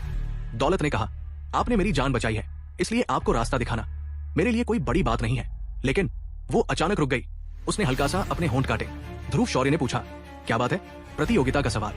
कुछ क्षण चुप रहने के बाद दौलत ने पूछा, क्या आप भी स्थानिक टेलीपोर्टेशन एरे का उपयोग करके पूर्वी महाद्वीप जा रहे हैं, पूर्वी महाद्वीप प्रतियोगिता में भाग लेने के लिए? ये सुनकर ध्रुव शौर्य की भौं हल्की सिकुड़ गई। क्या तुम्हें ऐसे सवाल पूछने चाहिए? उसकी आवाज थोड़ी ठंडी हो गई। सच्चाई। दौलत तुरंत बोली, नहीं, आपने गलत समझा। असल में ये शहर का टेलीपोर्टेशन एरे अभी खराब हो चुका है। हाल ही में बहुत ज्यादा लोगों ने उसका उपयोग किया है। ये सुनकर ध्रुव शौर्य कुछ क्षण चुप रहा। अगर टेलीपोर्टेशन एरे खराब था तो उसकी यात्रा काफी मुश्किल हो सकती थी। समाधान। दौलत ने तुरंत कहा, लेकिन चिंता मत कीजिए, इस बार टेलीपोर्टेशन एरे का प्रबंधन वर्मा परिवार के पास है। हम यहाँ उसकी मरम्मत के लिए सामग्री इकट्ठा करने आए थे, और अब हम शहर लौटकर उसकी मरम्मत करने वाले थे। ये सुनकर ध्रुव शौर्य के चेहरे पर हल्की मुस्कान आ गई। सच, असली समस्या। लेकिन दौलत ने धीरे धीरे कहा, हालांकि रास्ते में हमें कुछ परेशानी का सामना करना पड़ा। ध्रुव शौर्य ने पूछा, जैसे ये 4 लोग? दौलत ने सिर हिलाया। 2 शक्तियां। ये शहर में 2 सबसे बड़ी ताकतें हैं। एक हमारा वर्मा परिवार और दूसरा है डॉकेट। दोनों के बीच कई वर्षों से संघर्ष चल रहा था, क्योंकि हर 10 साल में टेलीपोर्टेशन एरे का प्रबंधन बारी बारी से मिलता था। इस साल दूसरा वर्ष था वर्मा परिवार के प्रबंधन का, लेकिन डॉकेट के लोग समस्या पैदा कर रहे थे, और इसी कारण दोनों के बीच संघर्ष शुरू हो गया। असली कारण, दौलत ने आगे कहा, मेरे पिता वर्मा परिवार के नेता है। वो शहर में व्यवस्था संभाल रहे हैं। मैं और मेरी बहन मरम्मत की सामग्री इकट्ठा करने बाहर आए थे, लेकिन लौटते समय डॉकेट ने हम पर हमला कर दिया। उसकी आंखें लाल हो गई। विनती, अचानक वो बोली, मेरी बहन की जान खतरे में है, मैं आपसे विनती करती हूँ, कृपया उसे बचा लीजिए। उसकी आवाज कांप रही थी। टेलीपोर्टेशन एरे की मरम्मत के लिए जो सामग्री चाहिए वो भी मेरी बहन के पास है। अगर उसे कुछ हो गया तो आप भी पूर्वी महाद्वीप नहीं पहुंच पाएंगे। ध्रुव शौर्य का निर्णय। कुछ क्षण तक ध्रुव शौर्य चुप रहा, फिर उसने हल्का मुस्कुराकर कहा, पहले अपना विष ठीक होने दो, कुछ ही मिनटों में तुम्हारी शक्ति वापस आ जाएगी। दौलत ने सिर हिलाया, लेकिन उसके मन में हल्की निराशा थी। उसे लगा शायद ध्रुव शौर्य उसकी मदद नहीं करेगा। अचानक निर्णय। कुछ देर बाद वो बोली, अगर आप इस रास्ते पर 10 मील आगे जाए तो आपको ये शहर दिखाई देगा। मुझे कुछ जरूरी काम है, इसलिए मैं आपके साथ नहीं चलूंगी। ये कहकर उसके शरीर पर हल्की नीली युद्ध ऊर्जा प्रकट हुई और वो तेजी से दूसरी दिशा में भाग गई। नया सफर। ध्रुव शौर्य ने सिर हिलाया। ये लड़की सच में बहुत अधीर है। फिर वो अचानक बोला, रुको। दौलत रुक गई। उसकी आंखों में आश्चर्य भर गया। क्या आप मेरे साथ चलेंगे? ध्रुव शौर्य मुस्कुराया। हमें टेलीपोर्टेशन एरे का उपयोग करके पूर्वी महाद्वीप पहुंचना है, इसलिए हमें जल्दी करनी चाहिए। दौलत का चेहरा हल्का लाल हो गया। धन्यवाद। लेकिन उसके मन में एक और भावना भी थी, क्योंकि वो साफ महसूस कर रही थी, काले चोगे वाला ये व्यक्ति एक साधारण योद्धा नहीं था। उसकी आभा किसी प्राचीन और भयानक जंगली जानवर की तरह थी। भूतलों के विशाल और भयावह क्षेत्र के बीचों बीच एक स्थान ऐसा भी था जहां साधारण साधक तो क्या, अनुभवी योद्धा भी जाने से डरते थे। उस स्थान का नाम था टूटी हुई आत्मा की गुफा। ये गुफा केवल एक प्राकृतिक गुफा नहीं थी, ये मानो धरती के भीतर बना हुआ एक विशाल भूल भुलैया था। इसके भीतर प्रवेश करते ही ऐसा लगता था मानो कोई दूसरी दुनिया शुरू हो गई हो। कहीं बेहद संकरी सुरंगें थी जिनमें केवल एक व्यक्ति ही मुश्किल से गुजर सकता था। कहीं विशाल पथरीले कक्ष थे जिनकी छतें आकाश की तरह ऊंची थी। कहीं खड़ी चट्टानें तलवार की धार जैसी नुकीली थी। और सबसे खतरनाक बात यह थी, इस गुफा में सैकड़ों गुप्त मार्ग थे। यदि कोई व्यक्ति पहली बार इस गुफा में प्रवेश करता तो लगभग निश्चित था कि वो रास्ता भटक जाएगा, और एक बार रास्ता भटक जाने के बाद यहाँ से जीवित निकलना लगभग असंभव था। डॉकेट संगठन की चाल। इसी गुफा के एक विशाल पथरीले कक्ष में उस समय कुछ लोग खड़े थे।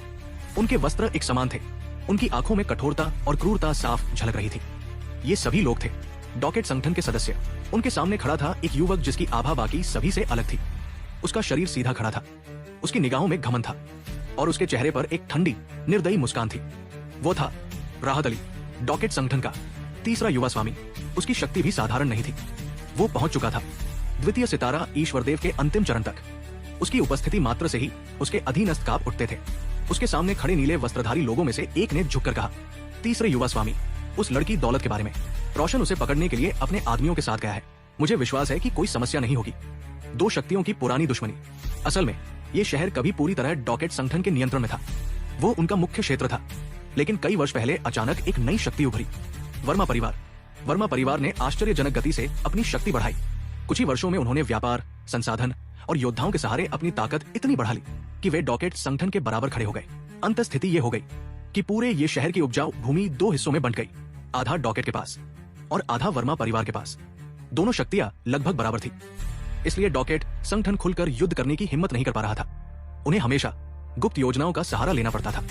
दौलत को पकड़ने की योजना। राहत अली ने शांत स्वर में कहा, दौलत की शक्ति केवल द्वितीय सितारा ईश्वरदेव के प्रारंभिक चरण में है, जबकि रोशन मध्य स्तर के द्वितीय सितारा ईश्वरदेव तक पहुंच चुका था। उसने हल्की हंसी के साथ कहा, और ऊपर से दौलत के शरीर में जहर भी है।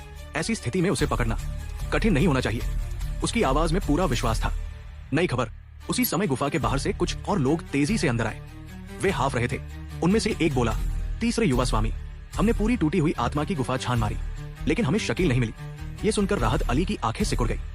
वो कुछ क्षण सोचता रहा, फिर धीरे से बुदबुदाया, अजीब बात है, हमारे जासूसों ने स्पष्ट बताया था कि शकील और उसकी टीम स्थानिक टेलीपोर्टेशन एरे की मरम्मत के लिए सामग्री लेने निकली थी, और हमने उनका रास्ता भी खोज लिया था। तो फिर वो गायब कैसे हो सकती है? कुछ क्षण बाद उसकी आंखों में अचानक चमक आ गई। उसे समझ आ गया। उसने जोर से आदेश दिया, सभी लोग ध्यान से सुनो, पूरी टूटी हुई आत्मा की गुफा को तुरंत सील कर दो। उसकी आवाज ठंडी और निर्दयी थी। उन्हें जहर दिया गया है और उनके पास खाने के लिए कुछ नहीं है। वे ज्यादा दिनों तक जीवित नहीं रह पाएंगे। बस उन्हें बाहर निकलने से रोकना है। धीरे धीरे वे खुद ही मर जाएंगे। हाँ, सभी लोग तुरंत चारों दिशाओं में फैल गए। राहत अली की गंदी सोच। जब गुफा में सन्नाटा छा गया तो राहत अली धीरे धीरे हंसने लगा। उसकी हंसी बेहद भयावह थी। हे शकील, अगर तुमने उस समय मेरे पिता द्वारा भेजे गए विवाह प्रस्ताव को स्वीकार कर लिया होता तो आज ये सब नहीं होता। उसने व्यंग्य से कहा, हमारा ये शहर डॉकेट संगठन तुम जैसे बाहरी परिवार से कहीं ज्यादा शक्तिशाली है। फिर उसकी आंखों में एक गंदी चमक आ गई। और वो लड़की दौलत, जब मैं तुम दोनों को पकड़ लूंगा तो तुम दोनों के साथ बहुत अच्छा समय बिताऊंगा। उसकी डरावनी हंसी पूरी गुफा में गूंज उठी। गुफा के अंदर छिपे लोग। उसी समय गुफा के एक अंधेरे और एकांत हिस्से में कुछ लोग चुपचाप छिपे हुए थे। गुफा की दीवारों में जड़े क्रिस्टल हल्की नीली रोशनी फैला रहे थे। उस मन प्रकाश में एक व्यक्ति चिंतित होकर बोला, बहन शकील, क्या आप ठीक है? शकील का चेहरा पीला पड़ चुका था। उसने होंठ भींच कर कहा, मैं ठीक हूं। हालांकि उसकी आवाज में कमजोरी साफ थी। शक। पास खड़ा एक सांवला आदमी गुस्से से बोला, ये कमीने, हमारे वर्मा परिवार के उच्च अधिकारियों को ही हमारे अभियान के बारे में पता था। तो फिर डॉकेट के लोग पहले से कैसे तैयार बैठे थे? वो आदमी था विहान, टीम का उपकप्तान, और उसकी शक्ति भी पहुंच चुकी थी द्वितीय सितारा ईश्वरदेव के अंतिम चरण तक। शकील ने गंभीर स्वर में कहा, मुझे शक है हमारे वर्मा परिवार के अंदर डॉकेट का कोई गद्दार है। शहर लौटने के बाद हमें इसकी पूरी जांच करनी होगी। स्थिति गंभीर, विहान ने गहरी आवाज में कहा। अब पूरी गुफा डॉकेट संगठन ने घेर ली है। हालांकि दौलत भागने में सफल हो गई, लेकिन उसका पीछा रोशन कर रहा था। उसने भारी सांस ली। मुझे डर है कि शायद वो बच नहीं पाएगी। असल में उनकी टीम में शुरू में 20 लोग थे, लेकिन जहर के कारण उनकी शक्ति धीरे धीरे कमजोर हो रही थी। युद्ध में उनके कई साथी मारे जा चुके थे। अब केवल 10 लोग बचे थे। बलिदान का निर्णय। कुछ देर बाद शकील ने कहा, विहान, हमारे पास कितने लोग बचे हैं? विहान बोला, अब केवल 10। और द्वितीय सितारा ईश्वरदेव ने, केवल आप और मैं, बाकी सभी एक सितारा ईश्वरदेव है। उसने गंभीर स्वर में कहा, और डॉकेट के पास 2 शक्तिशाली द्वितीय सितारा ईश्वरदेव है। जहर के कारण हम सीधी लड़ाई में उनका सामना नहीं कर पाएंगे। शकील ने अचानक कहा, मैं बाहर जाकर उनका ध्यान अपनी ओर खींचूंगी। तुम लोग सामग्री लेकर पहले शहर लौट जाओ। अगर टेलीपोर्टेशन एरे की मरम्मत हो गई तो ये अभियान व्यर्थ नहीं जाएगा। निष्ठा। लेकिन विहान तुरंत चिल्लाया, नहीं, मैं इससे सहमत नहीं हूं। उसने गुस्से से कहा, डॉकेट का तीसरा युवा स्वामी राहत अली कुख्यात है। अगर आप उसके हाथ लग गई तो वो आपके साथ क्या करेगा कौन जानता है? विहान ने गंभीर स्वर में कहा, वर्मा परिवार हमारे बिना चल सकता है, लेकिन आपके बिना नहीं। वो हल्का मुस्कुराया, मैं और मेरे भाई उनका ध्यान अपनी ओर खींचेंगे। आप सामग्री लेकर निकल जाइए। उसकी आवाज में मृत्यु का डर नहीं था। असल में विहान के दिल में शकील के लिए केवल सम्मान नहीं था, वो उसे प्रेम भी करता था। भले ही वो जानता था कि वो कभी उससे विवाह नहीं कर पाएगा, फिर भी उसकी रक्षा करना ही उसके लिए प्रेम का एक रूप था। खतरे की आहट। लेकिन उसी क्षण अचानक एक आवाज गूंजी, वहां कौन है? शकील का शरीर तुरंत सख्त हो गया। वो बिजली की तरह आगे बढ़ी। धड़ाम। एक ही प्रहार में उसने डॉकेट के जासूस को मार डाला, लेकिन उसके हाथ में मौजूद संकेत तीर आकाश में उड़ गया। फू। उसकी तेज आवाज पूरी गुफा में गूंज उठी। शकील का चेहरा पीला पड़ गया। धिक्कार है, हम फिर भी एक कदम पीछे रह गए। उसने जल्दी से शव छिपाया, लेकिन अब बहुत देर हो चुकी थी। गुफा के दूर हिस्से में राहत अली ने वो आवाज सुन ली थी। उसके होठों पर एक क्रूर मुस्कान आ गई। हे शकील, आखिरकार हमने तुम्हें ढूंढ ही लिया। और अगले ही क्षण वो अपने लोगों के साथ आवाज की दिशा में दौड़ पड़ा। टूटी हुई आत्मा की गुफा के भीतर वातावरण अचानक भारी हो गया था। कुछ ही क्षण पहले तक वहां घना सन्नाटा था, लेकिन अब उस सन्नाटे को एक कठोर आवाज ने तोड़ दिया था। धिक्कार है, हमारे ठिकाने का पता चल गया। ये आवाज थी विहान की। उसका चेहरा गुस्से और चिंता से विकृत हो चुका था। असल में उनकी स्थिति पहले ही बेहद खराब थी। डॉकेट संगठन ने उन्हें किसी रहस्यमय विष से संक्रमित कर दिया था। वो विष तुरंत जानलेवा नहीं था, लेकिन उससे भी अधिक खतरनाक था, क्योंकि वह धीरे धीरे साधक की शक्ति को निगलता जाता था। और उससे भी ज्यादा भयानक बात यह थी, जब भी कोई अपनी ईश्वरदेव शक्ति का प्रयोग करता तो शरीर में असहनीय पीड़ा फैल जाती, मानो हड्डियों के भीतर हजारों सुइयां चुभ रही हों। समय बीतने के साथ उनकी शक्ति और भी कम होती जा रही थी। कमजोर होती शक्ति। उनकी टीम में कुल 10 लोग बचे थे। उनमें से 2 लोग, शकील और विहान, मूल रूप से द्वितीय सितारा ईश्वरदेव के अंतिम चरण के शक्तिशाली साधक थे, लेकिन विष के प्रभाव से उनकी शक्ति दबकर केवल मध्य चरण तक गिर चुकी थी। उनकी आभा भी पहले जैसी प्रबल नहीं रही थी। अब वे केवल किसी तरह अपने शरीर को संभाल रहे थे। उसी समय अचानक अंधेरे में कई आकृतियां प्रकट हुई। राहत अली का आगमन। हे शकील, बहुत दिनों बाद मुलाकात हुई। अंधेरे से निकलते हुए एक युवक ने हंसते हुए कहा। वो था राहत अली, डॉकेट संगठन का तीसरा युवा स्वामी। उसे देखते ही शकील की आंखों में क्रोध चमक उठा। उसने खुद को शांत रखने की कोशिश करते हुए कहा, राहत अली, तुमने हद पार कर दी है। लेकिन राहत अली केवल हंसता रहा। हे मैं जिस औरत पर नजर डालता हूँ वो कभी बच नहीं पाती। उसकी आंखों में स्पष्ट वासना झलक रही थी। 5वां बुजुर्ग। राहत अली के बगल में खड़ा एक बूढ़ा व्यक्ति धीरे से बोला, तीसरे युवा स्वामी, इन दोनों को कम मत समझिए, चलो इसे जल्दी खत्म करते हैं। वो था डॉकेट संगठन का 5वां एल्डर। राहत अली मुस्कुराया, 5वें एल्डर, इन दोनों को मेरे हवाले छोड़ दीजिए। आप बस किनारे से देखिए। उसकी आवाज में घमंड था। असल में उसकी शक्ति द्वितीय सितारा ईश्वरदेव के अंतिम चरण में थी, जबकि विष के कारण शकील और विहान केवल मध्य चरण तक गिर चुके थे। राहत अली को पूरा विश्वास था कि वो अकेले ही उन्हें खत्म कर सकता है। अंतिम प्रयास। उसी समय विहान अचानक आगे बढ़ा। वो बिजली की तरह शकील के सामने आ खड़ा हुआ। बहन शकील, आप पहले जाए, उसने जोर से कहा। फिर उसने अपनी युद्ध शक्ति का प्रयोग किया और शकील को पीछे धकेलने की कोशिश की। वो उसे युद्ध क्षेत्र से बाहर भेजना चाहता था, लेकिन राहत अली तुरंत समझ गया। उसने ठंडी हंसी के साथ कहा, सच्ची दोस्ती मुसीबत में दिखाई देती है, लेकिन मैं तुम्हें वो मौका नहीं दूंगा। उसने अपनी आस्तीन झटकी। अचानक एक चमकदार ऊर्जा किरण हवा में चमकी और उस दिशा में जा गिरी जहां से शकील भागने की कोशिश कर रही थी। रास्ता बंद। धिक्कार है। विहान गुस्से से दहाड़ उठा। अब उनका पीछे हटने का रास्ता पूरी तरह बंद हो चुका था। राहत अली धीरे धीरे आगे बढ़ा।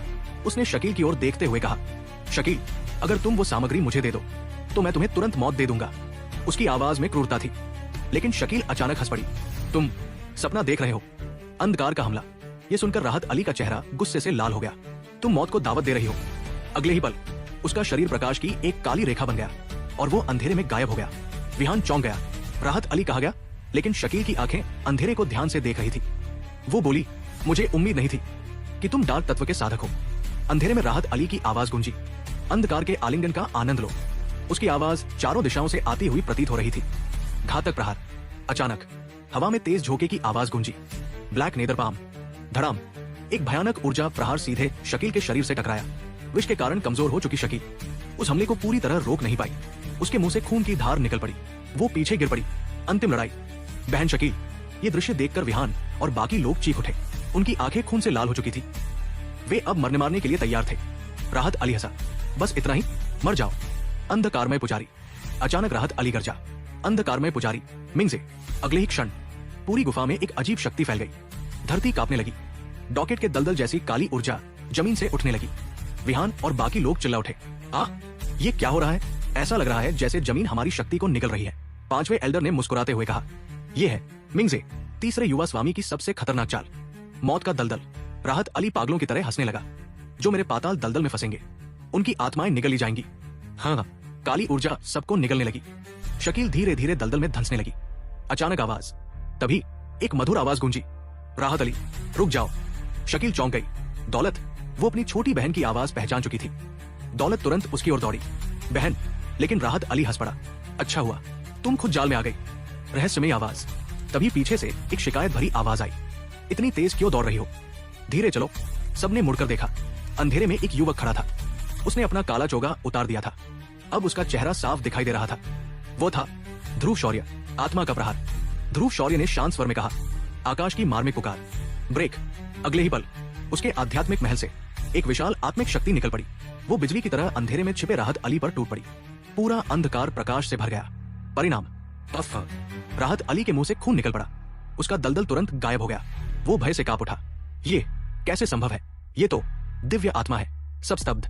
आकाश में खड़े मुस्कुराते युवक को देखकर वर्मा परिवार के सभी लोग अवाक रह गए। विहान बुदबुदाया, ये लड़का इतना शक्तिशाली है। दौलत धीरे से बोली, बहन, अब सब ठीक है। ये वही व्यक्ति है जिसे मैं सहायता के लिए लाई हूं। उसने गर्व से ध्रुव शौर्य की ओर देखा। टूटी हुई आत्मा की गुफा के भीतर अचानक सब कुछ बदल चुका था। कुछ क्षण पहले तक वहां डॉकेट संगठन की जीत लगभग निश्चित लग रही थी। काला दलदल सबको निगलने ही वाला था। राहत अली की हंसी गुफा में गूंज रही थी। लेकिन अब पूरा अंधकार अचानक प्रकाश से भर गया था। यह प्रकाश किसी अग्नि का नहीं था। यह था आत्मिक शक्ति का प्रकाश, और इस शक्ति का स्रोत था ध्रुव शौर्य। राहत अली की हालत। डॉकेट संगठन के लोग अभी तक समझ भी नहीं पाए थे कि हुआ क्या है।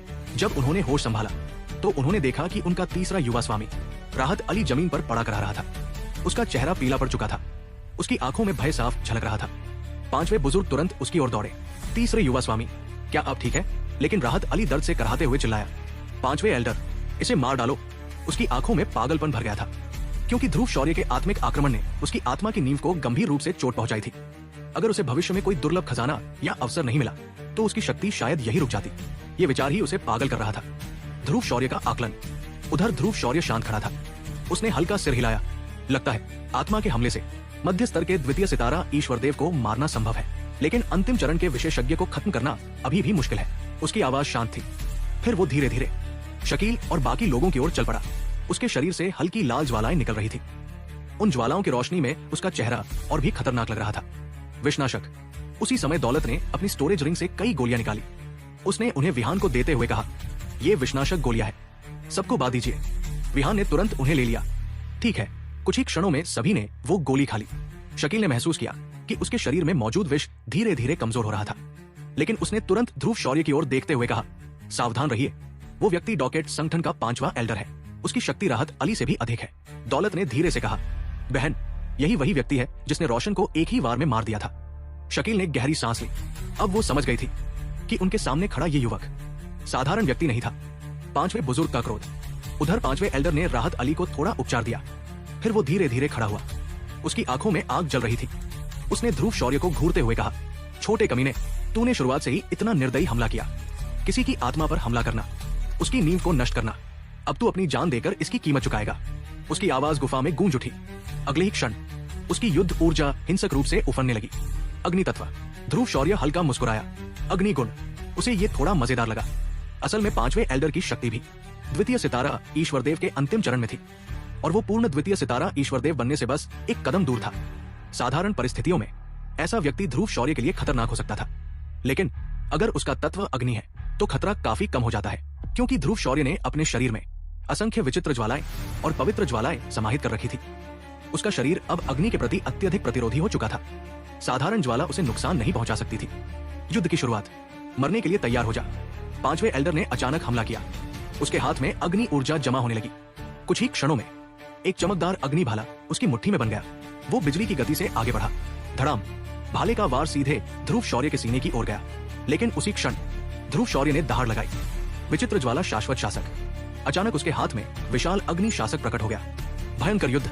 Clang clang. धातु के टकराने की आवाज पूरी गुफा में गूंज उठी। दोनों के बीच भयंकर युद्ध शुरू हो चुका था। अग्नि की लपटें चारों ओर फैल रही थी। राहत अली जमीन पर पड़ा कराते हुए बुदबुदाया, ये छोटा जानवर 5वें एल्डर के हमलों को इतनी आसानी से कैसे सह रहा है? शकील की हैरानी। दौलत ने धीरे से पूछा, बहन, इनमें से कौन जीतेगा? शकील कुछ क्षण चुप रही, फिर बोली, मुझे नहीं पता, लेकिन उसके मन में एक अलग ही विचार चल रहा था, क्योंकि उसे स्पष्ट महसूस हो रहा था कि ये युद्ध वास्तव में एक तरफा था। ध्रुव शौर्य केवल रक्षा कर रहा था, वो हमला ही नहीं कर रहा था, और 5वां एल्डर लगातार पूरी ताकत से हमला कर रहा था। फिर भी वो ध्रुव शौर्य को चोट तक नहीं पहुंचा पा रहा था। राक्षस।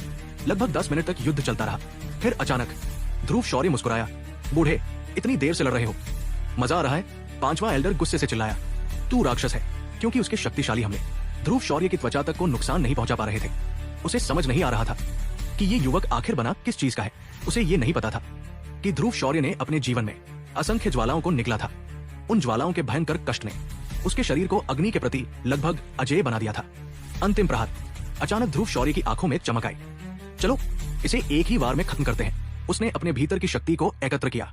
फिर विचित्र ज्वाला शाश्वत शासक तेजी से चमक उठा। उसके चारों ओर भयानक अग्नि शक्ति लिपट गई। 5वां एल्डर स्तब्ध रह गया। ये कैसे संभव है? उसे महसूस हो रहा था कि ध्रुव शौर्य की अग्नि शक्ति उसकी अपनी शक्ति से 3 गुना अधिक थी। अंतिम तकनीक। ध्रुव शौर्य मुस्कुराया, 7 गुना स्वर्ग भेदी शासक। 7 फीट दूर से नष्ट हो जाओ। अगले ही क्षण 7 विशाल अग्नि शासक आकाश में प्रकट हुए। वे बिजली की गति से 5वें एल्डर की ओर टूट पड़े। ये दृश्य देखकर 5वें एल्डर का चेहरा पीला पड़ गया। उसे तुरंत समझ आ गया, अगर वो इन 7 अग्नि शासकों को नहीं रोक पाया तो उसकी मौत निश्चित थी। टूटी हुई आत्मा की गुफा के भीतर अभी भी युद्ध की गर्मी बाकी थी। हवा में जलती हुई राख तैर रही थी। पत्थरों की दीवारें अभी भी लाल तपिश से चमक रही थी, मानो अभी अभी यहाँ कोई प्रलय हुआ हो। कुछ ही क्षण पहले यहाँ ऐसा युद्ध हुआ था जिसने पूरे गुफा क्षेत्र को हिला दिया था। अग्नि की लपटें आसमान तक उठ रही थी, धरती कांप रही थी, और ज्वालाओं की गर्जना गुफा की दीवारों से टकराकर गूंज रही थी। अब उस युद्ध का अंतिम दृश्य सभी की आंखों के सामने था। अग्नि का प्रलय। जैसे ही ध्रुव शौर्य ने अपने हाथ में पकड़े हुए शाश्वत अग्नि शासक को उठाया, उसकी आंखों में ठंडी चमक उभरी। फिर उसने धीमे लेकिन भारी स्वर में कहा, 7 गुना स्वर्ग भेदी शासक। अगले ही पल पूरा अंतरिक्ष अचानक कांप उठा। ध्रुव शौर्य के सामने 7 विशाल अग्नि शासक प्रकट हो गए। वे इतने विशाल थे कि मानो आकाश से उतरते हुए अग्नि पर्वत हो। उनमें से हर एक भयानक अग्नि शक्ति से जल रहा था। फिर स्विश, वे 7 अग्नि शासक बिजली की गति से 5वें एल्डर की ओर टूट पड़े। 5वें एल्डर का प्रतिरोध। 5वें एल्डर का चेहरा तुरंत कठोर हो गया। उनकी आंखों में पहली बार भय की हल्की झलक दिखाई दी। उन्होंने दांत भींचते हुए कहा, ये छोटा शैतान। अगले ही क्षण उन्होंने अपनी पूरी शक्ति सक्रिय कर दी। उनके शरीर से धधकती लाल ईश्वरदेव युद्ध आभा फूट पड़ी। वो आभा इतनी घनी थी कि कुछ ही क्षणों में उनके सामने एक विशाल अग्नि कवच बन गया। उन्होंने अपनी दोनों हथेलियां आगे बढ़ाई और पूरी शक्ति से उस कवच को स्थिर कर दिया। उनका उद्देश्य साफ था, किसी भी कीमत पर ध्रुव शौर्य के हमले को रोकना। लेकिन उन्होंने ध्रुव शौर्य को कम आंका था। विस्फोट, अगले ही क्षण धड़ाम, एक भयानक विस्फोट हुआ। सातों अग्नि शासक एक साथ पांचवें एल्डर के सामने फट पड़े। पूरा अंतरिक्ष आग से भर गया। लपटें इतनी ऊंची उठी कि ऐसा लगा मानो गुफा का आकाश ही जल उठा हो। 7 विशाल अग्निमंडल एक के बाद एक फटते हुए पूरे क्षेत्र में फैल गए। पत्थरों की दीवारें पिघलने लगी, हवा गर्म भाप में बदल गई और पूरा क्षेत्र अग्नि के नरक में बदल गया। पांचवें एल्डर की चीख, पांचवें एल्डर दर्द से चीख उठे। हालांकि वे द्वितीय सितारा ईश्वरदेव के अंतिम चरण के शक्तिशाली विशेषज्ञ थे, फिर भी ध्रुव शौर्य के इस हमले ने उन्हें गंभीर रूप से घायल कर दिया था। उनका शरीर हवा में उछल गया और फिर कई मीटर दूर जमीन पर फिसल गया। उनकी युद्ध आभा टूटने लगी, उनकी सांसें भारी हो गई, लेकिन उनकी जान अभी भी बची हुई थी। उन्होंने कठिनाई से अपने शरीर को संभाला और धीरे धीरे खड़े हो गए। फिर उन्होंने अपनी आंखें उठाई। उनकी दृष्टि सीधी ध्रुव शौर्य पर जा टिकी। उस दृष्टि में घृणा थी, क्रोध था और एक भयभीत सम्मान भी, मानो वो उसे उसी क्षण निगल जाना चाहते हो। पीछे हटने का आदेश। कुछ क्षणों तक पांचवें एल्डर चुप खड़े रहे, फिर उन्होंने तुरंत निर्णय लिया, पीछे हटो। उनकी आवाज गुफा में गूंज उठी। अगले ही पल डॉकेट संगठन के लोग तेजी से इकट्ठा हो गए। स्विश स्विश, वे बिना एक क्षण गवाए टूटी हुई आत्मा की गुफा से बाहर निकल गए। कुछ ही पलों में पूरी गुफा खाली हो गई। पीछा मत करो। ध्रुव शौर्य शांत खड़ा उन्हें जाते हुए देख रहा था, लेकिन तभी शकील ने तुरंत कहा, महाराज, उनका पीछा मत कीजिए। उसकी आवाज गंभीर थी। आपकी शक्ति सचमुच असाधारण है, लेकिन अगर आपने अभी अपनी शक्ति न दिखाई होती तो वे लोग पीछे हटते ही नहीं। ध्रुव शौर्य हल्का मुस्कुराया। असल में केवल वही जानता था कि वास्तविक स्थिति क्या थी। हालांकि उसकी अग्निशक्ति पांचवें एल्डर से कम नहीं थी, लेकिन अनुभव और शक्ति में अब भी कुछ अंतर था। अगर सच में जीवन मरण का युद्ध होता तो वो एक बहुत लंबा और भयानक युद्ध बन सकता था। बहनों की झलक, खतरा टल चुका था। ध्रुव शौर्य धीरे धीरे शकील और दौलत के पास पहुंचा। उसने शांत स्वर में पूछा, क्या तुम दोनों ठीक हो? दोनों बहनों ने एक दूसरे की ओर देखा, फिर हल्का मुस्कुराई। सच कहा जाए तो दोनों में अद्भुत समानता थी, लेकिन उनके स्वभाव अलग थे। शकील बहादुर, दृढ़ और नेतृत्व करने वाली, जबकि दौलत कोमल, दयालु और मासूम स्वभाव की। दोनों की अपनी अपनी अलग खूबसूरती थी। शहर लौटने का प्रस्ताव। शकील ने कहा, हम ठीक हैं। फिर उसने गंभीर स्वर में कहा, हमें पहले शहर वापस चलना चाहिए।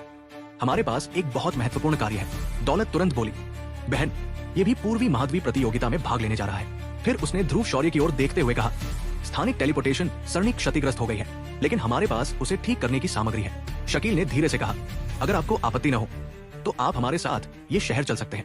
ध्रुव शौर्य का उत्तर। ध्रुव शौर्य मुस्कुराया, चलो, बस एक शब्द। फिर वो गुफा से बाहर निकल गया और बाहर खड़ा होकर उनका इंतजार करने लगा। डॉकेट संगठन। उधर पांचवा एल्डर राहत अली को लेकर एक गुप्त मार्ग से पहले ही शहर पहुंच चुका था। डॉकेट संगठन के मुख्य प्रांगण में एक अधेड़ व्यक्ति कमल के तालाब के पास बने मंडप में बैठा एक पांडुलिपि पढ़ रहा था। तभी एक गार्ड दौड़ता हुआ आया। गुरुजी, पांचवें एल्डर और तीसरे युवा स्वामी लौट आए हैं। डॉकेट का गुरु। वो व्यक्ति धीरे धीरे खड़ा हुआ। उसका नाम था रितेश, डॉकेट संगठन का गुरु। उसकी शक्ति पहुंच चुकी थी 3 सितारा ईश्वरदेव के अंतिम चरण तक। पूरे ये शहर में उसकी शक्ति का दबदबा था। पिता का क्रोध। जैसे ही उसने राहत अली को देखा, उसकी भौहें सिकुड़ गई। शेंगर, तुम्हें क्या हुआ? पांचवें एल्डर ने पूरी घटना सुना दी। ये सुनकर रितेश की आंखों में ठंडी चमक उभरी। राहत अली उसका उत्तराधिकारी था और अब उसकी आत्मा की नींव घायल हो चुकी थी। राहत अली चीखा, पिताजी, मुझे बदला चाहिए। वो कमीना अगर मेरे हाथ लगा तो मैं उसे मरने की भीख मांगने पर मजबूर कर दूंगा। रितेश ने ठंडी आवाज में कहा, चिंता मत करो, तुम्हारे पिता तुम्हें न्याय दिलाएंगे। नई सूचना। तभी एक गार्ड फिर आया। गुरुजी, वर्मा परिवार का दल शहर के द्वार के पास पहुंच चुका है। वे कल शहर में प्रवेश करेंगे। उनके साथ एक युवक भी है जिसके हाथ में एक भारी शासक है। दुष्ट योजना। ये सुनते ही रितेश धीरे धीरे हंसने लगा। हे, जिसे ढूंढने के लिए लोग भटकते हैं, अगर वो खुद चलकर सामने आ जाए तो उसे जाने क्यों दे? उसने राहत अली की ओर देखा। एक दिन आराम करो, कल तुम मेरे साथ वर्मा परिवार चलोगे। उसकी आंखों में क्रूर चमक उभरी। मैं देखना चाहता हूँ क्या वर्मा परिवार एक तुच्छ लड़के के लिए हमसे दुश्मनी लेने की हिम्मत करता है। गुफा में जन्मा ये संघर्ष अब शहर में एक और भी बड़ा तूफान बनने वाला था। वर्मा परिवार का गुप्त संकट। ये शहर के मध्य भाग में स्थित विशाल भवन, वर्मा परिवार का मुख्य निवास, आज असामान्य रूप से बेचैन था। महल जैसे विशाल हॉल के भीतर वातावरण भारी हो चुका था। दीवारों पर जलते हुए दीपक मंद प्रकाश फैला रहे थे, लेकिन उस प्रकाश में भी बेचैनी साफ दिखाई दे रही थी। हॉल के बीचों बीच एक बेहद सुंदर महिला बार बार आगे पीछे टहल रही थी। उसकी आंखें लाल हो चुकी थी, आंसू लगातार बह रहे थे। वो गुस्से और भय से कांपती आवाज में बोल रही थी, ये सब तुम्हारी गलती है। उसकी आवाज पूरे हॉल में गूंज गई। तुमने दौलत और शकील पर नजर क्यों नहीं रखी? अगर उन्हें कुछ हो जाता तो मैं कैसे जी पाती? वो महिला कोई और नहीं थी, विशाखा, दौलत और शकील की मां, वर्मा परिवार का मुखिया। हॉल के सामने खड़ा एक अधेड़ उम्र का व्यक्ति स्पष्ट रूप से असहाय दिखाई दे रहा था। उसकी भौहें सिकुड़ी हुई थी, चेहरे पर चिंता की गहरी लकीरें थी। वो धीरे से बोला, मैंने विहान को यह मामला गुप्त रूप से संभालने के लिए भेजा था, लेकिन मुझे क्या पता था कि दोनों लड़कियां चुपके से निकल जाएंगी। जब तक मुझे पता चला तब तक हालात बहुत बिगड़ चुके थे। ये व्यक्ति था उड़ेन, वर्मा परिवार का मुखिया और साथ ही वर्मा संप्रदाय का नेता। उसकी शक्ति पहुंच चुकी थी 3 सितारा ईश्वरदेव के अंतिम चरण तक। ये वही स्तर था जिस पर डॉकेट संगठन का गुरु रितेश भी था। इसलिए पूरे ये शहर में इन दोनों को सबसे शक्तिशाली माना जाता था। बुरी आशंका, विशाखा की आंखों में भय था। वो कांपते स्वर में बोली, हमारी दोनों बेटियां इतनी दयालु, इतनी सुंदर हैं, अगर उनका सामना किसी दुष्ट व्यक्ति से हो गया। वो आगे बोल नहीं सकी, उसकी आवाज गले में अटक गई। आंसू फिर बहने लगे। हॉल में मौजूद सभी लोग चुप थे, किसी के पास कोई शब्द नहीं था। अचानक खबर, उसी समय हॉल के विशाल द्वार खुल गए। एक सैनिक तेजी से अंदर आया। उसने झुककर कहा, संप्रदाय प्रमुख, मोर्चे से खबर आई है। ये सुनते ही उड़ेन तुरंत अपनी सीट से उठ खड़ा हुआ। उसकी आंखों में तीव्र चमक उभरी। क्या खबर है? राहत की खबर, सैनिक ने उत्तर दिया। दोनों युवतियां सुरक्षित लौट आई हैं। ये सुनते ही विशाखा की सांस जैसे वापस लौट आई। सैनिक आगे बोला, वे स्थानिक टेलीपोर्टेशन सरणी की मरम्मत के लिए आवश्यक सामग्री लेकर वापस आ रही है, लेकिन रास्ते में डॉकेट संगठन की सेना ने उन पर घात लगाकर हमला किया था। पूरा हॉल स्तब्ध रह गया। सैनिक ने आगे कहा, सौभाग्य से एक युवक उनकी सहायता के लिए सामने आया। उसी की मदद से वे संकट से बच गई, अन्यथा परिणाम अकल्पनीय होते। उड़ेन का संदेह, एक युवक। उड़ेन की आंखें सिकुड़ गई, लेकिन उसने तुरंत समझ लिया वो युवक डॉकेट संगठन का आदमी नहीं हो सकता। फिर अचानक उसका चेहरा गंभीर हो गया। ऐसा लगता है हमारे भीतर कुछ गड़बड़ है। हॉल में सन्नाटा छा गया। उड़ेन धीरे धीरे बोला, स्थानिक टेलीपोर्टेशन सरणी की मरम्मत के लिए सामग्री जुटाने की खबर वर्मा परिवार का सर्वोच्च रहस्य था। फिर भी डॉकेट संगठन ने रास्ते में हमला कर दिया। इसका मतलब साफ है, हमारे भीतर कोई जासूस है। चाल। उड़ेन की आंखों में चालाकी चमक उठी। उसने तुरंत आदेश दिया, ये खबर फैला दो कि दोनों बहनें औषधीय जड़ी बूटियां इकट्ठा करने गई थी और रास्ते में उनकी हत्या हो गई। ये सुनकर विशाखा चीख उठी, तुम पागल हो गए हो? तुम अपने ही बच्चों के बारे में ऐसा कैसे कह सकते हो? उड़ेन शांत स्वर में बोला, तुम बहुत भावुक हो रही हो। जाओ, ये सब मैं संभालूंगा। और अगले ही क्षण वो हॉल से गायब हो गया। जासूस का पर्दाफाश। कुछ ही घंटों बाद ये खबर पूरे वर्मा परिवार में फैल गई और उसी दोपहर उड़ेन की चाल सफल हो गई। एक व्यक्ति पकड़ा गया। हॉल के बीचों बीच एक बूढ़ा आदमी नीली ऊर्जा की जंजीरों में जकड़ा खड़ा था। उड़ेन मुस्कुरा रहा था। हे छठे एल्डर, मैंने कभी नहीं सोचा था कि गद्दार तुम निकलोगे। असली चेहरा। बूढ़ा आदमी शांत खड़ा था। उसने ठंडी आवाज में कहा, उड़ेन, अब जब सब सामने आ गया है तो मेरे पास कहने के लिए कुछ नहीं है। उड़ेन धीरे धीरे उसके पास गया। फिर अचानक उसने अपने हाथ से बूढ़े आदमी के चेहरे को पकड़ लिया। फट, एक पतली परत उसके चेहरे से उतर गई। वो एक मानव त्वचा का मुखौटा था। उड़ेन मुस्कुराया, तो मैं सही था।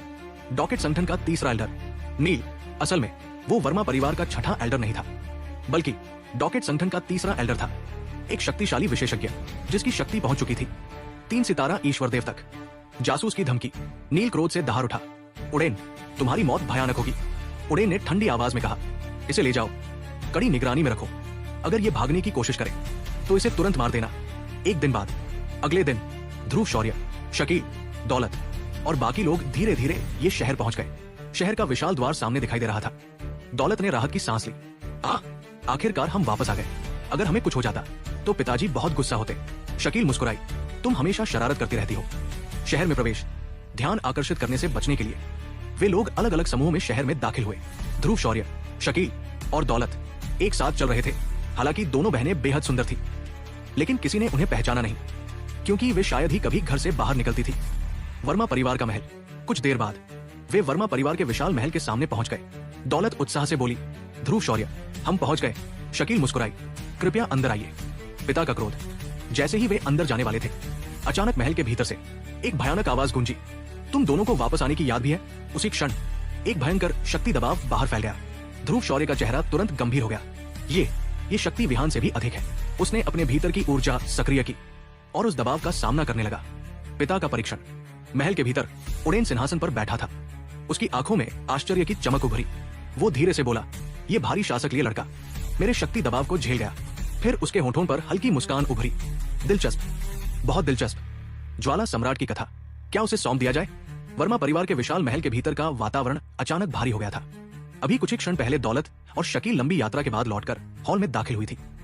लेकिन जैसे ही दोनों ने अंदर कदम रखा, सिंहासन के पास खड़े व्यक्ति की गूंजती हुई आवाज पूरे हॉल में फैल गई। तुम दोनों, तुम्हें अभी भी वापस आना याद है? उस आवाज में क्रोध भी था और गहरी चिंता भी। वो व्यक्ति था उडेन, वर्मा परिवार का मुखिया, 3 सितारा ईश्वरदेव के अंतिम चरण का शक्तिशाली विशेषज्ञ। उसकी आंखों में गुस्से की लपटें चमक रही थी। दौलत तुरंत सक्का गई। उसने जल्दी से दौड़कर अपने पिता का हाथ पकड़ लिया। पिताजी, हम जानते हैं कि हमसे गलती हो गई, उसने बच्चे जैसी आवाज में कहा, लेकिन हम सुरक्षित वापस आ गए हैं। उडेन ने ठंडी सांस छोड़ी। तुम दोनों इस तरह अकेले बाहर निकल जाओगी। अगर तुम्हें कुछ हो जाता तो मैं तुम्हारी माँ विशाखा को क्या जवाब देता? उसकी आवाज में गहरी चिंता साफ झलक रही थी। कुछ क्षण बाद शकील आगे बढ़ी। उसने अपनी छाती से एक चमकदार भंडारण अंगूठी निकाली। वो अंगूठी हल्की नीली रोशनी छोड़ रही थी। उसने आदर से उसे अपने पिता की ओर बढ़ाया। पिताजी, ये वही सामग्री है जिससे स्थानिक टेलीपोर्टेशन सरणी की मरम्मत की जा सकती है। उडेन ने अंगूठी लेकर उसे ध्यान से देखा, फिर धीरे से सिर हिलाया। तुम दोनों ने अच्छा काम किया है, अब जाकर आराम करो। फिर उसकी नजर धीरे धीरे ध्रुव शौर्य की ओर गई। मुझे इस युवा मित्र से कुछ बातें करनी है। दौलत तुरंत बोली, पिताजी, ध्रुव शौर्य ने हमें 2 बार बचाया है, कृपया उसे परेशान मत कीजिए। ये कहकर वो जल्दी से बाहर चली गई। शकील भी मुस्कुराते हुए उसके पीछे चली गई। उडेन उन्हें जाते हुए देखकर हल्का हंस पड़ा। ये लड़की, वो बुदबुदाया। अब हॉल में केवल 2 लोग रह गए थे, उडेन और ध्रुव शौर्य। कुछ क्षण तक दोनों एक दूसरे को देखते रहे। फिर ध्रुव शौर्य मुस्कुराया, सीनियर सचमुच भाग्यशाली है, आपकी दोनों बेटियां अद्भुत है। उडेन ने तुरंत हाथ उठाकर उसे रोक दिया। ठीक है, अब ये सब बंद करो। फिर उसकी आंखें अचानक गंभीर हो गई। तुम्हारे पास बहुत से राज है बच्चे। ये सुनते ही ध्रुव शौर्य की भौहें सिकुड़ गई। उसका दिल अचानक सतर्क हो गया। क्या उडेन ने उसके भीतर मौजूद विचित्र ज्वालाओं का रहस्य पहचान लिया था, या फिर उसकी आत्मिक शक्ति को महसूस कर लिया था? अगर ये बूढ़ा आदमी लालच में आ गया तो ध्रुव शौर्य की हथेली धीरे धीरे कस गई। अगर लड़ाई हुई तो वो पीछे नहीं हटेगा, भले ही सामने वाला 3 सितारा ईश्वरदेव अंतिम चरण का विशेषज्ञ क्यों न हो। लेकिन अगले ही क्षण उडेन हंस पड़ा। हा, आराम से रहो बदमाश, मैं सिर्फ उत्सुक था, तुम्हें नुकसान पहुंचाने का कोई इरादा नहीं है। फिर उसने कहा, तुम्हारी शक्ति वास्तव में प्रभावशाली है। मुझे लगता है कि पूर्वी महाद्वीप की प्रतियोगिता में तुम शानदार प्रदर्शन करोगे। उसने आगे कहा, मेरी दोनों बेटियां भी उस प्रतियोगिता में जा रही हैं, इसलिए तुम्हें उनका ध्यान रखना होगा। ध्रुव शौर्य कुछ क्षण के लिए चुप रह गया। शकील तो मजबूत और समझदार थी, लेकिन दौलत, उसकी कहानी अलग थी। उडेन फिर बोला, इस बार तुम्हारा बहुत धन्यवाद। अगर तुम न होते तो डॉकेट संगठन का 5वां एल्डर और राहत अली हमारे लिए बड़ी समस्या बन जाते। ध्रुव शौर्य ने सिर हिलाया। मेरे आत्मिक हमले से राहत अली की आत्मा बुरी तरह घायल हो गई है। उसकी आत्मा की नींव को नुकसान पहुंचा है। मुझे नहीं लगता कि डॉकेट संगठन इतनी आसानी से हार मान जाएगा। उडेन की आंखों में ठंडी चमक उभरी। चिंता मत करो, जब तक तुम यहां हो। तुम वर्मा परिवार के विशिष्ट अतिथि हो। अगर डॉकेट संगठन कोई समस्या पैदा करता है तो मैं सबसे पहले उसका सामना करूंगा। ध्रुव शौर्य ने हाथ जोड़कर कहा, तो मैं आपका आभारी हूं सीनियर। उडेन ने सिर हिलाया। स्थानिक टेलीपोर्टेशन सरणी की मरम्मत में थोड़ा समय लगेगा, तब तक तुम हमारे वर्मा संप्रदाय में रह सकते हो। तुम्हें जो भी चाहिए मांग लेना। हमारी शक्ति डॉकेट संगठन के बराबर है, इसलिए तुम्हारी सुरक्षा पूरी तरह सुनिश्चित है। ध्रुव शौर्य मुस्कुराया, तो मैं आपका प्रस्ताव स्वीकार करता हूं। लेकिन उसी समय महल के मुख्य द्वार से एक सैनिक घबराकर अंदर आया। संप्रदाय प्रमुख, बड़ी समस्या हो गई है। उडेन की भौहें सिकुड़ गई। क्या हुआ? सैनिक हाफते हुए बोला। डॉकेट संगठन का गुरु रितेश अपने बेटे राहत अली को लेकर हमारे महल के द्वार पर खड़ा है। वो कह रहा है, जिस व्यक्ति ने राहत अली को घायल किया है उसे तुरंत उनके हवाले कर दिया जाए। उडेन की आंखें ठंडी हो गई। और अगर हम मना करें? सैनिक ने कांपते हुए कहा। तो वो कह रहा है कि वो वर्मा परिवार को पूरी तरह नष्ट कर देगा। हॉल में सन्नाटा छा गया। कुछ क्षण बाद उडेन धीरे धीरे उठ खड़ा हुआ। उसके होठों पर हल्की मुस्कान थी। ये बूढ़ा रितेश दिन ब दिन ज्यादा अहंकारी होता जा रहा है। फिर उसने कहा, चलो देखते हैं वो क्या चाहता है। ध्रुव शौर्य भी उसके पीछे पीछे चल पड़ा। वर्मा परिवार का द्वार। महल के विशाल द्वार के बाहर भीड़ जमा हो चुकी थी। सब लोग फुसफुसा रहे थे, अरे वो देखो, डॉकेट संगठन का गुरु रितेश, और उसके साथ राहत अली भी है। उसकी आभा बहुत अस्थिर लग रही है। लगता है उसकी आत्मा घायल हो गई है। भीड़ में हलचल मच गई। तभी रितेश की ठंडी आवाज गूंजी, उडेन, मेरे बेटे को घायल करने वाले हत्यारे को मेरे हवाले कर दो, वरना आज यहां खून बहेगा। उसी समय वर्मा परिवार का विशाल द्वार खुल गया। उडेन और ध्रुव शौर्य बाहर आए। उडेन मुस्कुराया, अरे आज डॉकेट संगठन का स्वामी हमारे दरवाजे पर कैसे आ गया? फिर उसने राहत अली को देखा। ओह, ये तो राहत अली है। इतना कमजोर क्यों लग रहा है? रितेश का चेहरा गुस्से से लाल हो गया। उडेन, नाटक बंद करो। तुम जानते हो कि यही लड़का, उसने ध्रुव शौर्य की ओर इशारा किया, मेरे बेटे को घायल करने वाला है। इसे मेरे हवाले कर दो। हवा में तनाव भर गया, लेकिन उडेन अचानक हंस पड़ा। तुम गलत समझ रहे हो, उसने शांत स्वर में कहा। यह युवक हमारे वर्मा संप्रदाय का नया मुख्य रसायन शास्त्री है। हमने इसे गुप्त रूप से बुलाया था, लेकिन रास्ते में कुछ बदमाशों ने इस पर हमला कर दिया। इसने आत्मरक्षा में उन्हें घायल कर दिया। फिर उसने ध्रुव शौर्य की ओर देखा। क्या मैं सही कह रहा हूं? ध्रुव शौर्य मुस्कुराया। संप्रदाय प्रमुख सही कह रहे हैं। मैं उनका आभारी हूं कि उन्होंने मुझे सुरक्षित यात्रा के लिए सैनिक भेजे। लेकिन रास्ते में कुछ दुष्टों ने मुझ पर हमला कर दिया। मैंने गलती से अपनी आत्मिक शक्ति पर नियंत्रण खो दिया और उनमें से एक गंभीर रूप से घायल हो गया। मुझे नहीं पता कि वो अब कितना घायल है। रितेश का चेहरा क्रोध से कांप उठा। उड़ेन, तुम हद पार कर रहे हो।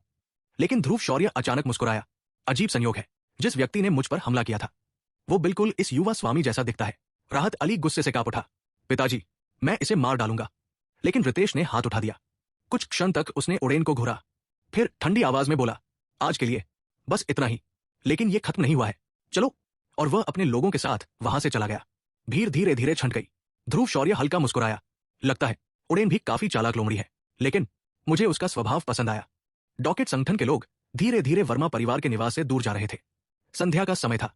आकाश पर हल्की लालिमा फैल चुकी थी, लेकिन उस लालिमा के भीतर भी राहत अली के चेहरे पर भड़कती हुई आग साफ दिखाई दे रही थी। उसकी मुट्ठियां कस चुकी थी। आंखों में अपमान और क्रोध की लपटें भड़क रही थी। कुछ दूर चलते ही वो अचानक रुक गया। पिताजी, उसने दांत भींचते हुए कहा, क्या हम सचमुच इसे ऐसे ही जाने देंगे? उसकी आवाज में जहर घुला हुआ था। उस कमीने ने मेरी आत्मा को घायल कर दिया और हम कुछ भी नहीं करेंगे। उसके सामने चल रहे व्यक्ति ने धीरे धीरे कदम रोक दिए। वो था रितेश, डॉकेट संगठन का स्वामी, 3 सितारा ईश्वरदेव अंतिम चरण का शक्तिशाली विशेषज्ञ। उसकी आंखें गहरी और ठंडी थी। कुछ क्षण तक वह चुप रहा, फिर धीरे से सिर हिलाया। यह मामला इतना सरल नहीं है। उसकी आवाज शांत थी, लेकिन भीतर गहरी गंभीरता छिपी हुई थी। हमें इसे सावधानी से संभालना होगा। राहत अली ने अविश्वास से अपने पिता को देखा। सावधानी? पिताजी, वो केवल एक 2 सितारा ईश्वरदेव है। मैं उसे अभी मार सकता हूं। रितेश ने अचानक अपनी आंखें घुमाकर उसकी ओर देखा। उस एक नजर में ही राहत अली का गुस्सा ठंडा पड़ गया। तुम मूर्ख हो, रितेश ने धीमे स्वर में कहा। तुम्हें अंदाजा भी है कि अभी क्या हुआ? राहत अली चुप हो गया। रितेश आगे बोला, उस लड़के की आत्मिक शक्ति। मेरे जीवन में मैंने इतनी शक्तिशाली आत्मिक शक्ति बहुत कम देखी है। उसकी आंखों में गंभीरता उभर आई। तुम्हें एक ही प्रहार में इस हालत में पहुंचा दिया और तुम्हारी आत्मा की नींव तक हिला दी। ये कोई साधारण आत्मिक साधक नहीं है। राहत अली के चेहरे पर छाया उतर आई। आत्मिक शक्ति, वो सचमुच सबसे खतरनाक शक्तियों में से एक थी। शारीरिक घाव ठीक हो सकते थे, लेकिन आत्मा का घाव, वो साधारण बात नहीं थी। यहां तक कि 3 सितारा ईश्वरदेव जैसे शक्तिशाली विशेषज्ञ भी आत्मिक साधकों से बेहद सावधान रहते थे। रितेश ने धीरे से कहा, अगर मैं बिना तैयारी के उस पर हमला करूं तो परिणाम अप्रत्याशित हो सकते हैं। उसने आकाश की ओर देखा। और याद रखो, मैं केवल एक व्यक्ति नहीं हूं, मैं पूरे डॉकेट संगठन का प्रतिनिधित्व करता हूं। अगर मैं गिर गया तो पूरा डॉकेट संगठन भी गिर जाएगा। राहत अली के दांत फिर भींच गए, लेकिन रितेश ने हाथ उठाकर उसे रोक दिया। जल्दी मत करो। उसकी आवाज ठंडी थी। जब स्थानिक टेलीपोर्टेशन सरणी की मरम्मत पूरी हो जाएगी तो पूर्वी महाद्वीप प्रतियोगिता शुरू होगी। उसकी आंखों में खतरनाक चमक उभरी। उस समय तुम्हारे पास उसे खत्म करने के 1000 तरीके होंगे। फिर उसने धीरे से कहा, अभी उसे थोड़ा और उछलने दो। असली खेल तब शुरू होगा जब वे स्थानिक टेलीपोर्टेशन सरणी में प्रवेश करेंगे। राहत अली की आंखों में धीरे धीरे क्रूर चमक लौट आई। मैं समझ गया, वो बुदबुदाया। लेकिन रितेश अभी भी सोच में डूबा था। उसके मन में एक और चिंता घूम रही थी। जब उड़ेन अभी अभी बाहर आया था, उसकी आभा पहले से अधिक शक्तिशाली महसूस हो रही थी। रितेश और उड़ेन दोनों ही ये शहर के सबसे शक्तिशाली विशेषज्ञ थे। दोनों ही 3 सितारा ईश्वरदेव अंतिम चरण के। लेकिन अभी उड़ेन की आभा कुछ अलग थी, कुछ अधिक गहरी। रितेश की भौहें सिकुड़ गई। अगर मेरा अनुमान सही निकला, वो मन ही मन बुदबुदाया, तो वो बूढ़ा जल्द ही चौथे सितारे में प्रवेश कर सकता है। और अगर ऐसा हुआ तो सबसे पहले खतरा किसे होगा? डॉकेट संगठन को। रितेश की आंखों में ठंडी चमक उभरी। मुझे उस गुट से तुरंत संपर्क करना होगा।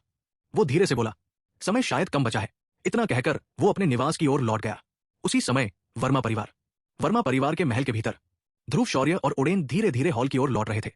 ध्रुव शौर्य ने मुस्कुराकर कहा, अभी जो हुआ उसके लिए धन्यवाद सीनियर। अगर आप वहां नहीं होते तो रितेश सचमुच समस्या बन सकता था। उड़ेन हल्का हंसा, कोई बात नहीं। वैसे भी वर्मा परिवार और डॉकेट संगठन के बीच दुश्मनी नई नहीं है। फिर उसने कहा, आज उन्हें थोड़ा अपमानित करना अच्छा लगा। ध्रुव शौर्य मुस्कुराया। फिर उड़ेन ने अचानक उसकी ओर देखा। वैसे तुम्हारी आत्मिक शक्ति वास्तव में असाधारण है। सच बताओ, क्या तुम सचमुच केवल एक साधारण रसायनज्ञ हो? ध्रुव शौर्य मुस्कुराया, मैं सचमुच रसायनज्ञ हूं, लेकिन मुख्य रसायनज्ञ बनने में मेरी कोई रुचि नहीं है। उसने हल्के स्वर में कहा, मैं स्वभाव से स्वतंत्र हूं, मुझे किसी संगठन के बंधन पसंद नहीं। उड़ेन हंस पड़ा, सुनहरी मछली को छोटे तालाब में कैद नहीं किया जा सकता। मैं तुम्हें मजबूर नहीं करूंगा।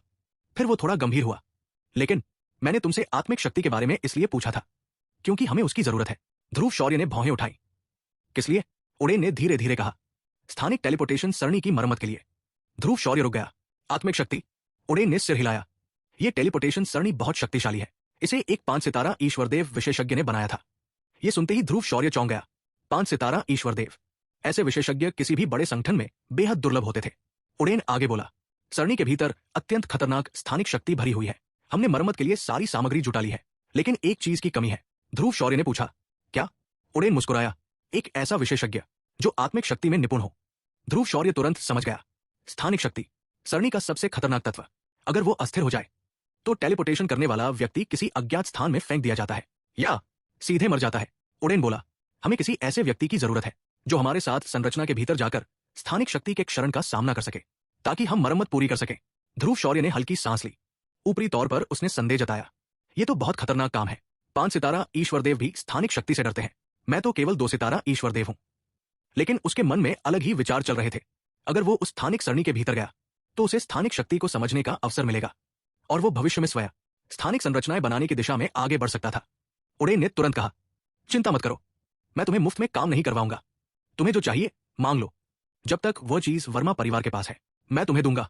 ध्रुव शौर्य के होठों पर धीरे धीरे मुस्कान उभर आई। अगर ऐसा है, उसने कहा, तो ये जूनियर औपचारिकता नहीं निभाएगा। उसकी धूर्त मुस्कान देखकर उड़ेन के मन में अचानक एक विचार आया। लगता है वो मन ही मन बुदबुदाया, इस बार मुझे भारी कीमत चुकानी पड़ेगी। वर्मा परिवार के महल के मुख्य हॉल में गहरी शांति पसरी हुई थी। दीवारों पर जड़े क्रिस्टल दीप हल्की सुनहरी रोशनी बिखेर रहे थे। उस रोशनी के बीच 2 व्यक्ति आमने सामने बैठे थे। एक था वर्मा परिवार का मुखिया उड़ेन, और दूसरा वो रहस्यमयी युवा साधक जिसने हाल ही में पूरे शहर को चौंका दिया था। ध्रुव शौर्य। उड़ेन की आंखों में हल्की मुस्कान थी, लेकिन उसके मन में चिंता भी थी। स्थानिक टेलीपोर्टेशन सरणी के भीतर मौजूद स्थानिक शक्ति कोई साधारण चीज नहीं थी। वो शक्ति इतनी भयानक थी कि 3 सितारा ईश्वरदेव जैसे विशेषज्ञ भी उससे डरते थे, और ध्रुव शौर्य एक आत्मिक शक्ति साधक होने के कारण उस खतरे को उनसे भी बेहतर समझता था। इसलिए उड़ेन ने सोचा, अगर ये युवक सहयोग करने को तैयार हो जाए तो उसे हर कीमत पर संतुष्ट करना होगा। उसने मुस्कुराकर पूछा, मेरे युवा मित्र, मुझे आश्चर्य है कि तुम्हें किसी चीज की आवश्यकता है या नहीं। हमारा वर्मा संप्रदाय इस शहर में काफी प्रभाव रखता है, इसलिए हम तुम्हें अच्छा इनाम देने में सक्षम होंगे। ध्रुव शौर्य हल्का मुस्कुराया। वो धीरे धीरे उठकर हॉल के एक कोने में रखी मेज के पास गया। वहां एक कलम और कागज रखा था। उसने कलम उठाई और शांत भाव से कागज पर कुछ लिखने लगा। कुछ ही क्षणों में 5 नाम कागज पर उभर आए। ध्रुव शौर्य ने कागज उड़ेन की ओर बढ़ा दिया। उड़ेन ने उसे उठाया और पढ़ा, हृदयद मनकारी घास, रक्त कमल का पत्ता, मज्जा अमृत, अमर 3रे दर्जे का आत्मा कोर, 10,000 वर्ष पुरानी रहस्यमयी बर्फ। कागज पढ़ते ही उड़ेन की आंखें फैल गई। अरे बाप रे, वो अनायास बोल पड़ा, अपने पूरे जीवन में मैंने इनमें से कई चीजों का नाम तक नहीं सुना। उसके चेहरे पर सचमुच आश्चर्य था। वर्मा परिवार का मुखिया होने के कारण उसने अनगिनत खजाने देखे थे, लेकिन इन 5 औषधीय वस्तुओं में से उसने केवल 2 ही देखी थी। बाकी 3 तो मानो किंवदंतियों में ही मौजूद थी। ध्रुव शौर्य ने शांत स्वर में कहा, मुझे उम्मीद है कि संप्रदाय प्रमुख मेरी मदद करेंगे। लेकिन सच्चाई कुछ और थी। ध्रुव शौर्य बेहद चतुर था। असल में उसे केवल 3 औषधीय वस्तुएं चाहिए थी, बाकी 2 उसने जानबूझकर लिख दी थी, क्योंकि अगर वो केवल 3 चीजें लिखता तो कोई चालाक व्यक्ति उन तीनों के बीच का संबंध समझ सकता था, और अगर वो रहस्य खुल जाता तो उसके लिए बड़ी मुसीबत खड़ी हो सकती थी। उड़ेन ने कागज नीचे रखते हुए हंसकर कहा, मेरे युवा मित्र, क्या तुम चांद नहीं मांग रहे हो? ध्रुव शौर्य ने भी हल्की मुस्कान दी। संप्रदाय प्रमुख, आप स्थानिक शक्ति के खतरों को अच्छी तरह जानते हैं, लेकिन मैं आपको विश्वास दिलाता हूं, मेरी मदद आपके मरम्मत कार्य में बाधा नहीं बनेगी। उसकी आवाज में आत्मविश्वास था। उड़ेन ने सिर हिलाया। ठीक है। फिर उसने तुरंत आदेश दिया, सैनिकों, इस शहर की हर दुकान में खोज करो। अगर इन 5 औषधीय वस्तुओं में से कोई भी मिले तो उसे हर हाल में खरीद कर लाओ। फिर उसने एक और आदेश दिया, और दौलत और शकील को कहो कि वे वर्मा संप्रदाय के गोदाम में जाकर देखें। अगर इन वस्तुओं में से कोई वहां हो तो तुरंत यहां लेकर आए। जी संप्रदाय प्रमुख। सैनिक तुरंत आदेश लेकर निकल गया। हालांकि उसके मन में आश्चर्य था। वर्मा संप्रदाय का खजाना गोदाम सामान्यतः केवल बेहद महत्वपूर्ण अवसरों पर खोला जाता था, लेकिन आज संप्रदाय प्रमुख ने केवल एक युवक के लिए उसे खोल दिया था। यह स्पष्ट था, ध्रुव शौर्य की शर्तें साधारण नहीं थी। उसी समय डॉकेट संगठन, शहर के दूसरे छोर पर डॉकेट संगठन का मुख्य भवन अंधकार में डूबा हुआ था। उसके विशाल हॉल में कई आकृतियां खड़ी थी। मुख्य आसन पर बैठा था रितेश। उसकी आंखों में ठंडी चमक थी। उसके सामने 3 वृद्ध खड़े थे। उनमें से एक बोला, गुरुजी, हमारी जान बचाने के लिए धन्यवाद। रितेश ने हल्की मुस्कान दी। तीसरे एल्डर, तुमने इतने वर्षों तक मेहनत की है, अब समय आ गया है कि तुम डॉकेट संगठन के लिए अपना अंतिम योगदान दो। असल में इन बुजुर्गों को अभी अभी बचाया गया था। उन्होंने वर्मा परिवार की हवेली में जानबूझकर हंगामा किया था ताकि ध्यान भटकाया जा सके, लेकिन उस हॉल में एक और व्यक्ति मौजूद था। एक रहस्यमयी आकृति। वो पूरी तरह काले वस्त्रों में लिपटी हुई थी। उसका चेहरा तक दिखाई नहीं दे रहा था, लेकिन उससे निकलने वाली भयावह आभा तीसरे एल्डर से भी कई गुना अधिक शक्तिशाली थी। कुछ देर बाद उसने धीमी आवाज में पूछा, तुम्हारी योजना क्या है? उसकी आवाज सुनते ही तीसरे एल्डर के रोंगटे खड़े हो गए। ये व्यक्ति कौन है? वो मन ही मन सोचने लगा। रितेश मुस्कुराया, मेरे स्वामी, अधीर मत होइए। जैसे ही वर्मा संप्रदाय के लोग स्थानिक टेलीपोर्टेशन सरणी की मरम्मत के लिए अंदर जाएंगे, हम भी उस सरणी में प्रवेश करेंगे और उन्हें एक ही झटके में नष्ट कर देंगे। तीसरे एल्डर ने हैरानी से पूछा, लेकिन गुरुजी, सरणी तो उनके नियंत्रण में है, हम अंदर कैसे जाएंगे? रितेश की मुस्कान और गहरी हो गई। तुम भूल रहे हो, ये सरणी इतने वर्षों से डॉकेट संगठन के प्रबंधन में रही है। हम चाहें तो उसमें चुपके से प्रवेश कर सकते हैं। उसकी आंखों में धूर्त चमक थी। काले वस्त्र वाला व्यक्ति धीरे से बोला, मुझे केवल उनकी आत्माएं चाहिए, बाकी मुझे कोई परवाह नहीं। इतना कहकर वो अचानक गायब हो गया। हॉल में भारी सन्नाटा छा गया। रितेश धीरे से हंसा, उड़ेन, क्या तुम्हें सच में लगता है कि तुम्हारा वर्मा संप्रदाय हमारे सामने टिक सकता है? बस प्रतीक्षा करो। जिस दिन तुम टेलीपोर्टेशन सरणी को ठीक करोगे, उसी दिन तुम्हारा विनाश होगा। उसकी भयावह हंसी पूरे हॉल में गूंज उठी। वर्मा परिवार का गोदाम। इसी समय दौलत और शकील विशाल खजाना गोदाम के सामने खड़ी थी। दौलत ने फुसफुसाकर कहा, अजीब बात है, पिताजी हमें गोदाम खोलने को क्यों कहेंगे? शकील ने धीरे से कहा, शायद ये ध्रुव शौर्य की आत्मिक शक्ति की वजह से है। दौलत ने सिर हिलाया। फिर वो बोली, इन 5 औषधीय वस्तुओं में से हमारे गोदाम में केवल एक ही है। उसकी आवाज थोड़ी कांप रही थी। तीसरे दर्जे का अमर आत्मा कोर। पिताजी की जान कभी इसी की वजह से बची थी। दोनों बहनों ने सावधानी से एक सुंदर चांदी का डिब्बा उठाया और मुख्य हॉल की ओर चल पड़ी। कुछ देर बाद सैनिक भी लौट आया। संप्रदाय प्रमुख, हमने पूरे शहर में खोज लिया, लेकिन इन 5 औषधीय वस्तुओं का कहीं कोई निशान नहीं मिला। ध्रुव शौर्य ने हल्का सिर हिलाया। उसे पहले से ही अंदाजा था, ये वस्तुएं अत्यंत दुर्लभ थी। लेकिन उसी समय उड़ेन मुस्कुराया, चिंता मत करो, हमारे गोदाम में एक वस्तु मौजूद है। ध्रुव शौर्य की आंखों में चमक उभरी। कौन सी? उसी क्षण दौलत और शकील हॉल में प्रवेश कर गई। उनके हाथ में चांदी का डिब्बा था। उड़ेन ने धीरे से कहा, तीसरे दर्जे का अमर आत्मा कोर। यह सुनते ही ध्रुव शौर्य का शरीर हल्का कांप उठा। क्या? उसकी आंखों में अविश्वास था। अमर स्तर का आत्मा कोर, आत्मापोषी जादुई जीवों के भीतर बनने वाला यह कोर अत्यंत दुर्लभ होता है। और तीसरे दर्जे का अमर आत्मा कोर तो लगभग एक 3 सितारा ईश्वरदेव स्तर के जादुई जीव से ही प्राप्त होता है। ऐसे जादुई जीव समान स्तर के मनुष्यों से भी अधिक शक्तिशाली होते थे, इसलिए ऐसा आत्मा कोर प्राप्त करना लगभग असंभव कार्य था। ध्रुव शौर्य की आंखों में चमक उभर आई। उसके मन में एक ही विचार गूंज रहा था, अगर मुझे ये आत्मा कोर मिल जाए तो मेरी आत्मिक शक्ति अगले स्तर तक पहुंच सकती है। तो दोस्तों, आज की कहानी यही समाप्त होती है। ध्रुव शौर्य को आखिरकार वो दुर्लभ खजाना मिल गया है जिसकी उसे तलाश थी, अमर स्तर तीसरे दर्जे का आत्मा कोर। लेकिन कहानी यही खत्म नहीं होती। उधर डॉकेट संगठन भी अपनी खतरनाक योजना तैयार कर चुका है। जैसे ही स्थानिक टेलीपोर्टेशन सरणी की मरम्मत शुरू होगी, एक भयानक युद्ध छिड़ने वाला है। क्या ध्रुव शौर्य इस षड्यंत्र को पहचान पाएगा? क्या वर्मा परिवार इस घातक जाल से बच पाएगा? और क्या अमर आत्मा कोर ध्रुव शौर्य की शक्ति को नए स्तर तक पहुंचा देगा? इन सभी सवालों के जवाब मिलेंगे अगले रोमांचक अध्याय में। कहानी पसंद आई हो तो वीडियो को लाइक करें और चैनल को सब्सक्राइब करना मत भूलिए, ताकि ज्वाला सम्राट की अगली कहानी आपसे मिस न हो जाए। मिलते हैं अगले अध्याय में ज्वाला सम्राट की कथा के साथ।